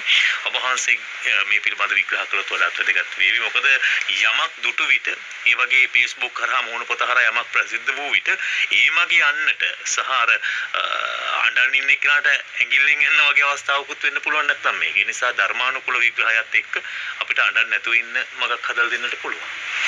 වරුණ දැන් ඔය මානසික පීඩනයකින් සියදිවි නසා ගන්න හිතන කෙනෙක් දිහා සාමාන්‍ය සමාජයයි දිහා ගොඩක් කලාට බලන්නේ මේ මෙයා අනවශ්‍ය විදියට නිකන් බොරුවට නෙවෙයි හිතන්නේ ඔහොම. දැන් මේ මට ඔහොම හිතෙන්නේ නැහනේ කියලා තමන් එක්ක ගලපගෙන ගොඩක් කලාට කල්පනා කරනවා. තමන්ගේ මානසිකත්වයෙන් දැන් මේ ඔය චූටි ප්‍රශ්නයන්නේ මට ඔහොම හිතෙන්නේ නැත්තම් ඇයි ඔයා හිතන්නේ කියලා අමහරලාට කතා කරනවා. දැන් සමහර වෙලාවට ඔයගේ නිකන් බොළඳ විදියට ප්‍රශ්නයක් කතා කරපු කෙනෙකුට මම දැකලා තියෙනවා අපෝ මේ මෝඩ විදියට හිතන්න එපා විකාරද වාට කියලා කතා කරන වචන ඇතුලේ පේන්නේ තමන් හරි జగත වගේ කතා කරනවා. වරුණ මම එක දෙයක් කියනවා ඔබ කවුරු හරි කෙනෙක් කර්ම විපාකයෙන් දුකක් කායිකව විඳිනවා දැක්කොත් එහෙම ඔබට අනුකම්පාවක් එනවනේ. කායික දුකක් විඳිනකොට ඇතැම් කායික දුක් තියනවාද නැද්ද කියලා වරුණ ඔබ හිතලා කියන්න. කර්ම විපාක නිසා විඳින කායික පීඩා තියනවද නැද්ද? තියෙනවා. ඇයි අපිට හිතන්න බැරි කර්ම විපාක නිසාම ඇතිවෙන මානසික දුකුත් තියනවා කියලා? පුළුවන්. අනිවාර්යයෙන්ම තියෙනවා. ඒ කියන්නේ කායිකව ඇතිවෙන සියලුම දුක කර්ම විපාක නිසා නෙමෙයි. එහෙමයි. ඒ වගේ තමයි මානසිකව ඇතිවෙන සියලුම දුකත් කර්ම විපාක නිසා නෙමෙයි. හැබැයි ඇතැම් කර්ම විපාක නිසා ඇතිවෙන මානසික දුක් නැත්තේ නෑ කියන එක මේ වෙලාවේ කියනවා. එහෙමයි. වරුණ මම ඔක තේරුම් ගන්න සම්පූර්ණ දේශනයක් එකපාරක් අපි පොහොය දවසක මේ ශ්වේත පූජා වැඩසටහනකදී කළා. මුළුමනින්ම තනි දේශනය මේ සීදී විනාශා ගැනීමට. එහෙමයි. මම මේ වෙලාවේ මෙහෙම කෙටියෙන් කියන්න. හාමුදුරුවෝ ඉන්නවා සමහරලාට සිවුරු ඇරලා යන්න හිතන ඒ සිවුරු අරින එකට බලපානවා සමහරලාට වරන කර්ම විපාක. එහෙමයි. එහෙම සිද්ධි බුද්ධ කාලේ වෙලා තියෙනවා. දැන් අපේ ලංකාවේ වෙච්ච සිද්ධියක් තියෙනවා වරුණ. එක මේ ඒ රහතන් වහන්සේ නමකගේ ශිෂ්‍ය හාමුදුරු කෙනෙක්. හැබැයි මේ හාමුදුරු පෘථග්ජන හාමුදුරු කෙනෙක් පොඩි හාමුදුරු. උන්වහන්සේට සිවුරු ඇරලා යන්න හිතෙනවා. ඒ වෙලාවේ මේ රහතන් වහන්සේ දකිනවා මේ භික්ෂුවට අතීතේ මේ වගේ කර්ම විපාකයක් තියෙනවා. මේ විපාකෙට මේ ඒ අර විපාකේ මතුවලා ඇවිල්ලා මේ පැවිද්ද ඉන්න හිත දෙන්නේ නැතුව ඇති කියලා. ඒ ලොකු සන්නසට හිතනවා මේක මේ පිනත් එක්ක ගෙවන්න යම් උදව්වක් කරන්න ඕනේ. එහෙමයි. ලොකු සාමිනහන්සේ අර පොඩි නමට කිව්වා දැන් පොඩි නම හොඳ වෙලාවට ලොකු සන්නසට ගිහින් කිව්වේ ස්වාමීනි මට පැවිද්ද ඉන්න හිත දෙන්නේ නැහැ මට සිවුරු ඇරලා යන්න ඕනේ කියලා. එහෙමයි. හැබැයි මේ වෙලාවේදී ලොකු ස්වාමින්වහන්සේ පොඩි ඉල්ලීමක් කරනවා. අනේ නම මට මේ හරි අමාරුයි දැන් මේ කන්දේ උඩ ලෙනට වඩින්න. ඔබ වහන්සේට පුළුවන් ද අර පල්ලෙහා තියෙන ලෙනක් මට පිළියෙල කරලා කුටිය හදලා දීලා යන්න. මට කවුරුවත් නැහැ මේක කියන්න කියලා කිව්වා. එහෙමයි. හරි ස්වාමීනි කියලා. ඒ කියන්නේ පොඩි හාමුදුරුවෝ හරි ආදරේ ලොකු සංසට. හරි මම ඒක කරලා යන්නම් කිව්වා.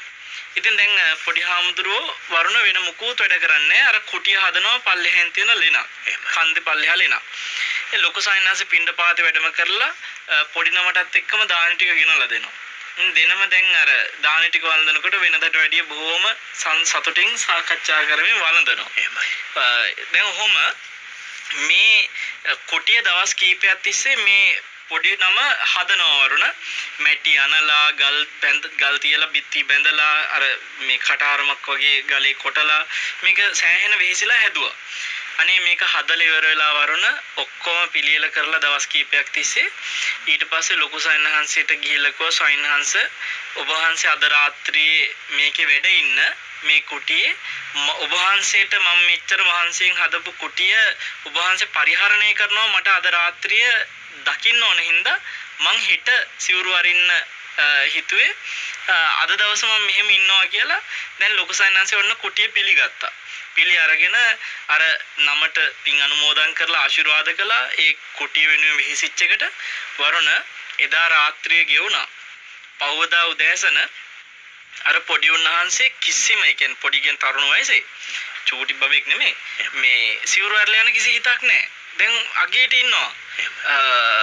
ලොකු සයන්ස් ඇහුවා ඔය නමට දැන් යන අදහසක් තිබ්බනේ අරතියක් තිබ්බනේ දැන් මොකද කියලා. අනේ නෑ සවින්හන්ස මං ආයි කවදාකවත් මේ උතුම් ජීවිතය අතහැරලා යන්නේ නෑ කිව්වා. මොකද වෙලා තියෙන්නේ? සිව් දෙකින් වඩින සංඝයාව දෙසා කුටියක් හදනවා කියන පින පුංචි දෙයක් නෙමෙයි වරුණ. එහෙමයි. ඒ පිනේ තියෙන ආනිසංශය රහතන් වහන්සේලාට දන් දෙනවාටත් වඩා ප්‍රබල ආනිසංශයක්. එහෙමයි. ඉතින් ඒකින්ද දැන් මේ කුටිය හදපු පිනේ ප්‍රබලකම හින්දා මේ හාමුදුරුවන්ට අර සිවුරු ඇරලා යන්න තිබ්බ කර්ම විපාකේ යටපත් වෙලා මේ පින ඉස්මතු වෙලා ආවා. එහෙමයි. එතකොට දැන් පැවිදි ජීවිතේට ප්‍රතිපහසුකමන්නේ හදලා දුන්නේ. මේ ප්‍රතිපහසුකම හදලා දීම තුළ පැවිදි ජීවිතේ ගෙනියන්න පහසුවක් කළේ අර රහතන් වහන්සේට. ඒකේ විපාකයක් විදියට මේ ස්වාමීන් වහන්සේගේ පැවිදි ජීවිතේ දිගටම ගෙනියන්න ඔන්න මේ පින උදව් වුණා. දැන් බලන්න අර මානසික පීඩනයක් ආව සිවුරු ඇරලා යන්න ඕනේ කියලා. පරණ කර්ම විපාකයක්. දැන් ඔයගේ සිද්ධියම අර සප්පදාස මහරහතන් වහන්සේගේ සිද්ධිය බැලුවමත් තියෙන එහෙම දෙයක්. මට අපිට මේ වෙලාවේ කාලේ නෑ දිගටම කතා කරන්න. නමුත් එතෙන්දී අර කාශ්‍යප බුද්ධ ශාසනයේදී මහාන වෙලා හිටපු එක හාමුදුරු කෙනෙක් සිවුරු ඇරලා යන්න හදනකොට ඒකට උල්පන්දම් දෙනවා. ඒ උල්පන්දම් දුන්න එකේ විපාකෙට මේ ජීවිතේ සිවුරෙන් යන්න හිතෙනවා. ඉතින් දැන් අදටත් වරන සමහරලාට සිවුරු අරින එකට උදව් කරන අය කොච්චර ඉන්නවද? සමහර කාන්තාව හරිද? ඒ කියන්නේ හාමුදුරු කෙනෙක්ව කොහොම හරි මේ සිවුරෙන් ගලව ගන්න ඕනේ කියලා ඒ වෙනුවෙන් දත කන කාන්තාව හරියට ඉන්නවද?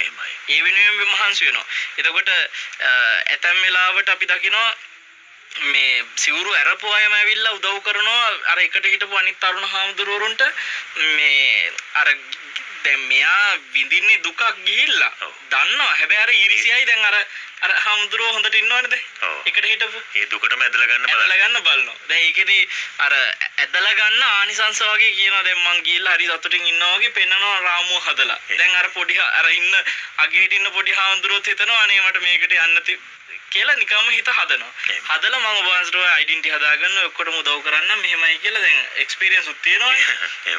වරුණ සමහරලාවට දැන් පැවිද්දේ ඉන්න හාමුදුරුවන්ට කාන්තාවක් සම්බන්ධ කරලා දෙන එකට යම් කිසි විදිහකට වරදට පොළඹවන එකට උදව් කරන්න බලනවා අර සිවුරු අරපු කෙනා. ඒතර දැන් මේව ඇතුලේ අර මනුස්සයාට ආයිත් නෑ සංසාරේ කොයි ආත්මික මහාන වෙන්න ඉඩ ලැබෙයිද කියලා. දැන් මේ ජීවිතේ සිවුරු අරලා ගිය සමහරට ඔය වගේ කරපු අතීතයේ අකුසලයක් ඉඳලා දැන් ගිහිල්ලා මේ ජීවිතෙත් ආයෙත් කරනවා නැවත නැවතත් ඊළඟ ජීවිතවල ඒකට කර්ම. එතකොට දැන් මේ වගේ මානසිකව සිවුරෙන් යන්න හිතෙන ජීවිතය අතහරින්න හිතෙන මෙහෙම ප්‍රශ්න එනවා මානසිකව අතීතේ කර්ම හින්දා. ඉතින් එතකොට අපි කරන්න ඕනේ පුළුවන් තරම් යාගේ ඒ වගේ කර්මයක් තියෙනවා නම් මම මේ 100% සියලුම මානසික පීඩා කර්මයට දාන්නේ නැහැ. නමුත් අපි අනුකම්පාවක් ඇති කරගමු කායික දුකකදී යම් කිසි කෙනෙක්ගේ කායික දුක කර්මය නිසා විඳිනවා කියලා අපි බලනවා වගේ මානසිකවත් අපි බලමු අනේ මෙයාට මොකක් හරි අතීතයේ අකුසල කර්මයක් තියෙන්න පුළුවන් මම ඒ කර්මේ කැපෙන්න මෙයාට මොනවා හරි ලොකු පිනක් ලොකු පින්කන්ට එකකට සම්බන්ධ කරන්න ඕනේ. ඒක තමයි කල්යාණ මිත්‍රත්වය. කල්යාණ මිත්‍රත්වය කියන්නේ එයාට පුළුවන් තරම් අර හැමතිස්සෙම වෙන්න ඕන දේ තමයි අහුම්කම් දෙන එක. දැන් අද එක නෝනා කෙනෙක් ගේ මහත්තයෙක් කියන්නේ නෝනා නිතර ලොකු පීඩනයක ඉන්නවා. ඉතින් මේ මහත්තයා මට අද කතා කරපු වෙලාවේ මම මේ මහත්තයාට කිව්වා මේ ඔය බිරිඳට ඇහුම්කන් දෙන එක තියෙනවයි කියලා දැනෙන්න අනිවාර්යයෙන්ම වාසය කරන්න කියන එක. සමහරව ඇහුම්කන් දෙන එක පින්නන්නේ. ඔව්. ඒ කියන්නේ මං කියන එක අහන්න මෙයා ඉන්නවයි කියන එක ඒක ඕනේ. එතකොට ඒකෙදි අර පඬිත කතා කියන්න එපා. ඒ කියන්නේ මේ මොනවද මේ අපිටවත් හිතෙන්නේ මේ බොළඳ එහෙම කියන්න එපා. ඒ මිනිස්යාගේ පීඩනේ තව වැඩි වෙන දේ කරන්නත් එපා. ඒකේ විපාකේ Tamanට කරගිලා Tamanට අතීත අනාගතයේ ආත්මවල ඔයගේ මානසික පීඩ ඇති වෙන බලපාන්න පුළුවන්. ඉතින් ගොඩක් ලාවට ඔය දැන් සප්පදාස මහරහතන් වහන්සේ සීදි විනාශා ගන්න කොච්චර උත්සාහ කර හිටියද බලනකොට ඒ සීදි විනාශා ගන්න උත්සාහ කරපු එක ඇතුලේ කාශ්‍යප බුද්ධ ශාසනයේ කර්ම විපාකයක් තිබ්බා. ඉතින් එහෙනම් ඒ වගේ සීදි විනාශා ගැනීම වලට බලපාන කර්ම විපාකයක් තියෙනවා. එතකොට ඒක හැබැයි ගෙවන්න බැරි නෑ කියන එක මම මේ වෙලාවේ ඇත්තන්ට කියන්නේ. ඒ සඳහා ඕන්ව අර පොඩි හරි දැනෙනවා නම් මෙන්න මෙයා මේ නොමගට යනවා මේ විදිහට කියලා ඒ අයව හැකිතරම් මානසික සහනය ඇති වෙන විදිහේ පින්කම් වලට සම්බන්ධ කරලා උදව් කරන්න මේ නොතේරිම අර මිනිස්යාගේ අර හිතේ තියෙන පීඩනේ දුර වෙන්න ඒක උදව්වක් වෙන්න පුළුවන් වරුණ. හොඳයි අපිට මේ කියන කාරණා එක මට දෙනුනේ දැන් මම ඔබ වහන්සේගෙන් විමසන්න හිටපු දහම් ගැටලු කිහිපයක් තිබුණා. ඒවට තමයි මේ උත්තර දීගෙන ආවේ. දැන් අර ඔබ වහන්සේ කිව්ව ආකාරයකට ස්වාමීන් වහන්සේ සිවුරු හැරලා ගිහලා තව වැඩ ඒ කියන්නේ භික්ෂුන් වහන්සේ නමක් විදියට ඉන්න ස්වාමීන් වහන්සේවත් එතෙන්ට ඇදලා ගන්න හදනවා. සමහරු ධර්මයට එන්න මැලි වෙනවා අපේ හැමෝටම. ලෝකයේ දිහා බලලා ලෝකයේ බොහෝ දෙනා මිසදුටු මගේ යනවා. ඒක හරි රසවත්, සුන්දරයි, සතුටුජනකයි. මේ නිසා ටිකක් බයයි එන්න. මනුස්ස භවයක් ලැබුණොත් කාලා බීලා ජොලියේ ඉන්න ඕන කියන තැන තමයි අපි රැඳිලා ඉන්නේ. ඉතින් ඒ තත්ත්වයෙන් අපි වෙනස් වෙන්නට ඕන. කරන මොකද්ද දැන් අර මහාන කරන කොටත් විරුද්ධ වෙන්නේ? ඔව්. මේක මොකද අර ත්‍රස්තවාදී සංවිධානයක් හා සමානයි කියනනේ පොඩි ළමෙක් මහාන කරන එක.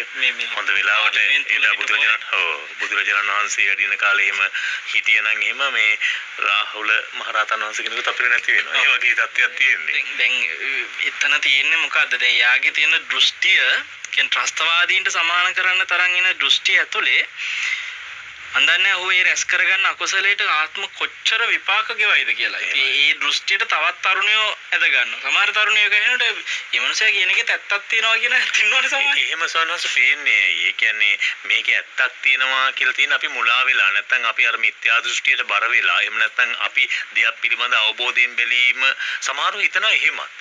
මේ යම් දෙයක් දිහා යම් අලුත් අදහසක් විදිහට ආවට පස්සේ ඒකත් ඇත්තක් තියෙනවා කියලා ඒ පැත්තට නැඹුරුව හිතන්න ගන්නවා. එය බුද්ධිය කියලා සමහරව විශ්වාස කරනවා. එතකොට බුද්ධියයි මිත්‍යා දෘෂ්ටියයි එකට පැටලෙවිලා එතකොට එන්න පුළුවන්. හරි ප්‍රශ්නයක් මෙතන මිනිසුන්ට කියන්නේ ප්‍රශ්න වලින් තව ප්‍රශ්න වලට යන අවස්ථාවන් තමයි එහෙම මතුවෙන්නේ. වරුණ මේ දැන් ඇත්තටම සමහර අය මම දැක්කා එක කාන්තාවක් මේ අපේ YouTube channel එකේම කවුරු හරි ලියපු එකක් මේ එයා වැඩ කරන ගෙදර මේ අය පිටරටක වැඩ කරන්නේ. ඒ ගෙදර අය ධර්මයේ පිළිගන්නේ නැහැ. බුදුහාඳුරුවෝ කියලා කෙනෙක් හිටියේ නැහැ කියලා කියනවලු. ඉතින් දැන් මේ ගෑනු කෙනා හරියට උත්සාහ කරනවා හරියට බුදුහාඳුරුවෝ කියලා කෙනෙක් හිටියයි කියලා මේ ඔප්පු කරන්න. මේ අනවශ්‍ය දෙයක්. පාඩු ඉන්න තියෙනවා වරුනේ. ඒ කියන්නේ තමන් යන මාර්ගය හදාගෙන. ඒ කියන හැමෝටම එතකොට තව කෙනෙකු ධර්මයට ගන්න උත්සාහය වැරද්දක්ද එතකොට? නෑ. ඒකෙදී අපි දකින්න ඕන එක දෙයක් මේ කෙනා ධර්මයට කීකරුයි කියලා පේනවනම් දැන් එහෙම වැරද්දක් නවරන කවදාකවත් ගටිකාරට ජෝතිපාලව මේ ධර්මයට ගන්න වෙන්නේ නැහැ නේ. කියන කොච්චර ගටිකාර අන්තිමට බැරි දෙන කරෙන් අල්ලලාද්දනේ. මං කියන්නේ සමහර අය ඉන්නවා වර්තමානයේ අපිට පේනවා නියත මිත්‍යා දෘෂ්ටිකයෝ ඉන්නවා. එතකොට මේගොල්ලන්ට ධර්මයේ කියනවා ඒ කියන තව ධර්මයට මේ විවිධ අපහාස කර අකුසල් රැස් කරනවා. ඔබට දැනෙනවා නම් ඔබේ කල්යාණ මිත්‍රයා ධර්මයට ගන්න පුළුවන් මට්ටමක් කියලා. දැන් අතනදී අර වැඩ කරන සේවා ස්ථානයේ ස්වාමියාටනේ මේ කියන්නේ නැති ප්‍රශ්නනේ. මං කිව්වේ දැන් යාළුවෙක් ඉන්නවා මේ යාළුවව ධර්මයට ගන්න පුළුවන් මට්ටමක් කියලා දැනනවනම් එයාට ධර්මෙ එපා වෙන්නේ නැති විදියට උදව් කරන්න උපක්‍රමශීලීව. හැබැයි කොච්චර කිව්වත් අහන්නේ නැත්නම් එයාට කවදා හරි පිනක් මතු වෙන මොහොතක් එයි. එතකන් තමන්ගේ පාඩුවේ තමන්ගේ වැඩේ කරගන්න එක කරන්න තියෙනවා. ඉතින් අපිට මේ ප්‍රශ්න ගොඩාක් තියෙනවා අතරම වරුණම කියන්න ඕන දෙයක් තියෙනවා. දැන් මේ යොමු කරන ප්‍රශ්නවලදී අපිට හැම ප්‍රශ්නෙටම උත්තර දෙන්නත් බෑනේ. ඒ හින්දා මම දැන් ඉදිරියේ තීරණය කරලා තියෙනවා දවසකට යම් වෙලාවක් කරගෙන සජීවීව මේ ප්‍රශ්න වලට පමණක් පිළිතුරු දෙන්න. 5 දෙනෙකුගේ ප්‍රශ්න වලට හැමදාම පුළුවන් වෙලාවක 5 දෙනෙකුගේ ප්‍රශ්න වලට උත්තර දෙන්න. මේ සාදෙන් අපිට මෙතන තියෙන ගැටලුව තමයි යම් දහම් ගැටලුව ඉදිරිපත් කරන විට ඒවට පිළිතුරු ලබා දෙන්නට උත්සාහ දරනවා. හැබැයි අපි යම් මාතෘකාවක යම් දේශනාවට අනුසාරයෙන් යම් ගැටලු මතු කරගෙන ආවා නම් ඒවට ප්‍රමුඛතාවයක් ලැබෙනවා. එතකොට තමයි මේ ධර්මදේශන තවත් හරවත් වෙන්නේ. ඊට සමගාමීව යම් ප්‍රශ්නයක් තිබුණොත් තමයි ඒක හරවත් වෙන්නේ. ඊට අමතර අනිත් ප්‍රශ්න අපි අහක් කරනවා නෙමෙයි. නැත්තම් මේවා වැඩ කර නැති ප්‍රශ්න කියලා අයින් කරනවා නෙමෙයි. ඊට වැඩිය වටිනවා යම් වෙලාවක් යදාගෙන අපේ හැමදෙර සිහිපත් කළා වගේ යම් වෙලාවකදී මේ දහම් ගැටලුව තිබෙනවා නම් විවරණය කරලා දෙනවා නම් ඒ වඩාත් පහසුයි. මම මෙතන දැක්ක මුල්ම ප්‍රශ්න ටික යොමු කරා තරංගානන්ද සේන කියලා මහත්මියක් මේ භාවනාව සම්බන්ධව ඔක්කොම අහලා තියෙන්නේ. ඉතින් ඇය ගොඩක් මේ කෑම බීම ගැන කෝපි වගේ දේ කෝපි ආහාරයට අරගෙන භාවනා කරන සුදුසුද භාවනාවට පෙර කොහොමද අපි සූදානම් වෙන්න ඕනේ හිදී ගන්න ආහාර මොන වගේ විය යුතුද මේ වගේ කාරණා විමසා සිටියා. ඇයගේ ප්‍රශ්නෙට මම මෙහෙම වෙලා කියන්නම්. කෙටියෙන් භාවනාවට මූලික මේ උපදෙස් දීම දැන් ඉදිරි අපි බවුන් පැලැසි කරනවානේ. ඒ කරන හැම දේශනයක්ම මේ බිකු ගෞතම නාලිකාව හරහා අහන්න අවස්ථාව දෙනවා. ඉතින් ඒකින්ද ඒ නාලිකාවත් එක්ක එකතු වෙලා ඉන්න අපි දැන් ওই කෑම බීම ගැනනේ ඇත්තටම කෑම බීමේදී බුද්ධ වචනය තුල දුන්න උපදෙස් තියෙනවා. ඒ නිසා ඒවා සැතපෙන විදිහ යන්නේන විදිහ මේ හැම දෙයකටම භාවනාවට හිත වැඩෙන ආකාරي උපදෙස් අපි ඉදිරියේ කියලා දෙන නිසා ඒවා මේ අවස්ථාව වැඩි දවසක් නේ දැන් අපි වැඩසටහන ආසන්න පටන් ගන්නවා. එතකොට මේ වැඩසටහන වලින් දැනගන්න පුළුවන්. වැඩසටහන නිමා කරන නිසා ඒ පිළිබඳවත් කෙටියෙන් ඕනවත පැහැදිලි කරමු. බවුන් පැලසේ වත්මන් තත්වයේ තුල අපේ සමාජයට ඒ උතුම් දායාද හිමි වෙන කාලේ. වරුණ දැන් අපිට අර දින 10 සහ දින 3 වැඩසටහන් වලට මම කියවනේ ඔබට 200 ගාණක් මේ වෙනකොට සූදානම්ෙන් ඉන්නවා කියලා. ඒ අයව දැනුවත් කිරීම කරනවා. එතකොට ඒ අයට යොමු කරන මේ දින අපි මේ වෙලාවේ මාධ්‍ය දැනුවත් කරන්නේ. හැබැයි ඒ වැඩසටහන් වලට මේ අදාළ නොවන ඉරිදා දිනයන් තියෙනවානේ. ඒ කියන්නේ අපි කියමු දින 3 වැඩසටහනක් කරලා ඉවරුණාට පස්සේ ඉතුරු වෙන ඉරිදා දින තියෙනවා වගේ. අන්න එවැනි ඉරිදා දිනවල අපි දවස් එක දවසක එක් දින වැඩසටහන් කීපයකට ඉදිරියේ සූදානම් කරගෙන යනවා. එතකොට මම හිතන්නේ වඩාත් වැදගත් සමහරවිට තිබුණ ප්‍රශ්නයක් තමයි නිවාඩු ගන්න බෑ. නිවාසිකව දවස් කීපේ නවතිනකොට ප්‍රශ්න තියෙනවා කියලා. ඒතර ඒ වගේ නිවාඩු ගන්න බැරි අය තෝරලා අපි එක් දින වැඩසටහන් වලට ගන්නවා. ඒ කියන්නේ අර දවස් 10ටත් එන්න පුළුවන් අය එක් දිනයකට ගන්නව නෙමෙයි. ඔව්. එන්න බැරි වෙන නිවාඩු නැති අයට අපි එක් දින වැඩසටහන ඉදිරියේ ඒවත් දින අපි දැනුවත් කිරීම කරමු වරුණ. හොඳයි මම හිතන්නේ ඊට අමතරව යම් දෙයක් දැනගන්නට ඔබට තිබෙනවා නම් මෙන්න මේ දුරකථන අංකයට කතා කළොත් එහෙම වඩාත් වැදගත් වේවි. දුරකථන අංකය සමහර වෙලාවට දැන් කියන්නේ කාර්යාලීය අංකවලදී අපි අර මේ දවස්වල මේ නිවසේ ඉඳලා සේවය සැපයීමනේ ගොඩක් වෙලාවට වෙන්නේ. ඉතින් ඒ හින්දා කාර්යාලයේ කටයුතු කරන දරුවෙකුගේ ජංගම අංකයක් තමයි අපි මේ වෙලාවේ වෙන් කරන්නේ. අවශ්‍ය මේ බවුන් පැලැස් පිළිබඳ උපදෙස් ලබා ගන්න 07117 365 කියන අංකය. 07117 365 345 07117 දුරකථන අංකය සඳහා යොදා ගන්න. එහෙමනම් අපට සෙනසුරාදා සිත්නෙත් අසපුවෙන් සමුගෙන යන කාල වේලාව උදා වෙලා තිබෙන දෙහෝරාවක් තුල බොහෝ දෙනාගේ හිත් සුවපත් කරන ධර්මයේ හුවා වගේම ඒ ධර්මයට යොමු වන මාර්ගයත් එක්ක අපේ ඉලක්කයක් ධර්මයේ තුල අපි යම් මාර්ගඵලයකට හෝ සෝවාන් ආදී මාර්ගඵල වලට යන ගමනක් මේ තිබෙන්නේ. ඒ සඳහා ටිකෙන් ටික ලං වෙන්නට හැකි වැඩපිළිවෙලක් පිළිබඳවයි මේ සාකච්ඡා කළේ. ඒ බුදුරජාණන් වහන්සේගේ උත්තරීතර ගුණයක් පදනම් කරගෙන ඉදිරියේදී අපිට තවදුරටත් මහා කරුණා සමාපatti ඥානය ඇසුරු කොටගෙන තවත් කොටස් 91ක් තිබෙනවා කියලා අපේ ස්වාමීන් වහන්සේ සිහිපත් කළා. ඒ තුල තවත් බොහෝ දේවල් දැනගන්නට අපේ මේ මනසට හැකියාවක් උදා කර දේවි. ඉදිරි සිටින තසපු වැඩසටහන් තුල ඒ සඳහා රැඳෙන්න ඔබට ආරාධනා කරමින් අද වැඩසටහන වෙනුවෙන් වැඩම අවදාළ උඩුගම්පල හෙන්ඩි මහර ගම්පහ බවුන් පැලස නිර්මාතෘ අපි ජාතික බලවේගයේ විධායක ලේකම් පූජනීය වල්පොළ ගෞතම ස්වාමීන් වහන්සේ නිදුක් වේවා නිරෝගී වේවා දීර්ඝායුෂ අපේ හාමුදුරන් වහන්සේට ලැබේවා. උතුම් වූ ධර්මාවබෝධය පිණිසම මේ කුසල් පාරමිතා වේවායි කියලා ප්‍රාර්ථනා කරමින් සෙනසුරාදා සිටින තසපුවෙන් සමුගන්නවා. හෙට උදෑසන 8ට මෙත්නෙත් පාමුල පූජනීය කැටවල හේමාලෝක නායක හාමුදුරන් වහන්සේගේ වැඩසටහන ශ්‍රවණය කරන්නට ඔබට ආරාධනා කරනවා. හෙට ධර්ම සංවේගය සහ මරණ මොහොත පිළිබඳවයි අපි සාකච්ඡා කරන්නේ. ධර්මදේශනාව ධර්ම සාකච්ඡාව තුළ උදේ 8ට මෙත්නෙත් පාමුලෙන් හමු වෙමු. හැම දිනාටම තෙරුවන් සරණයි.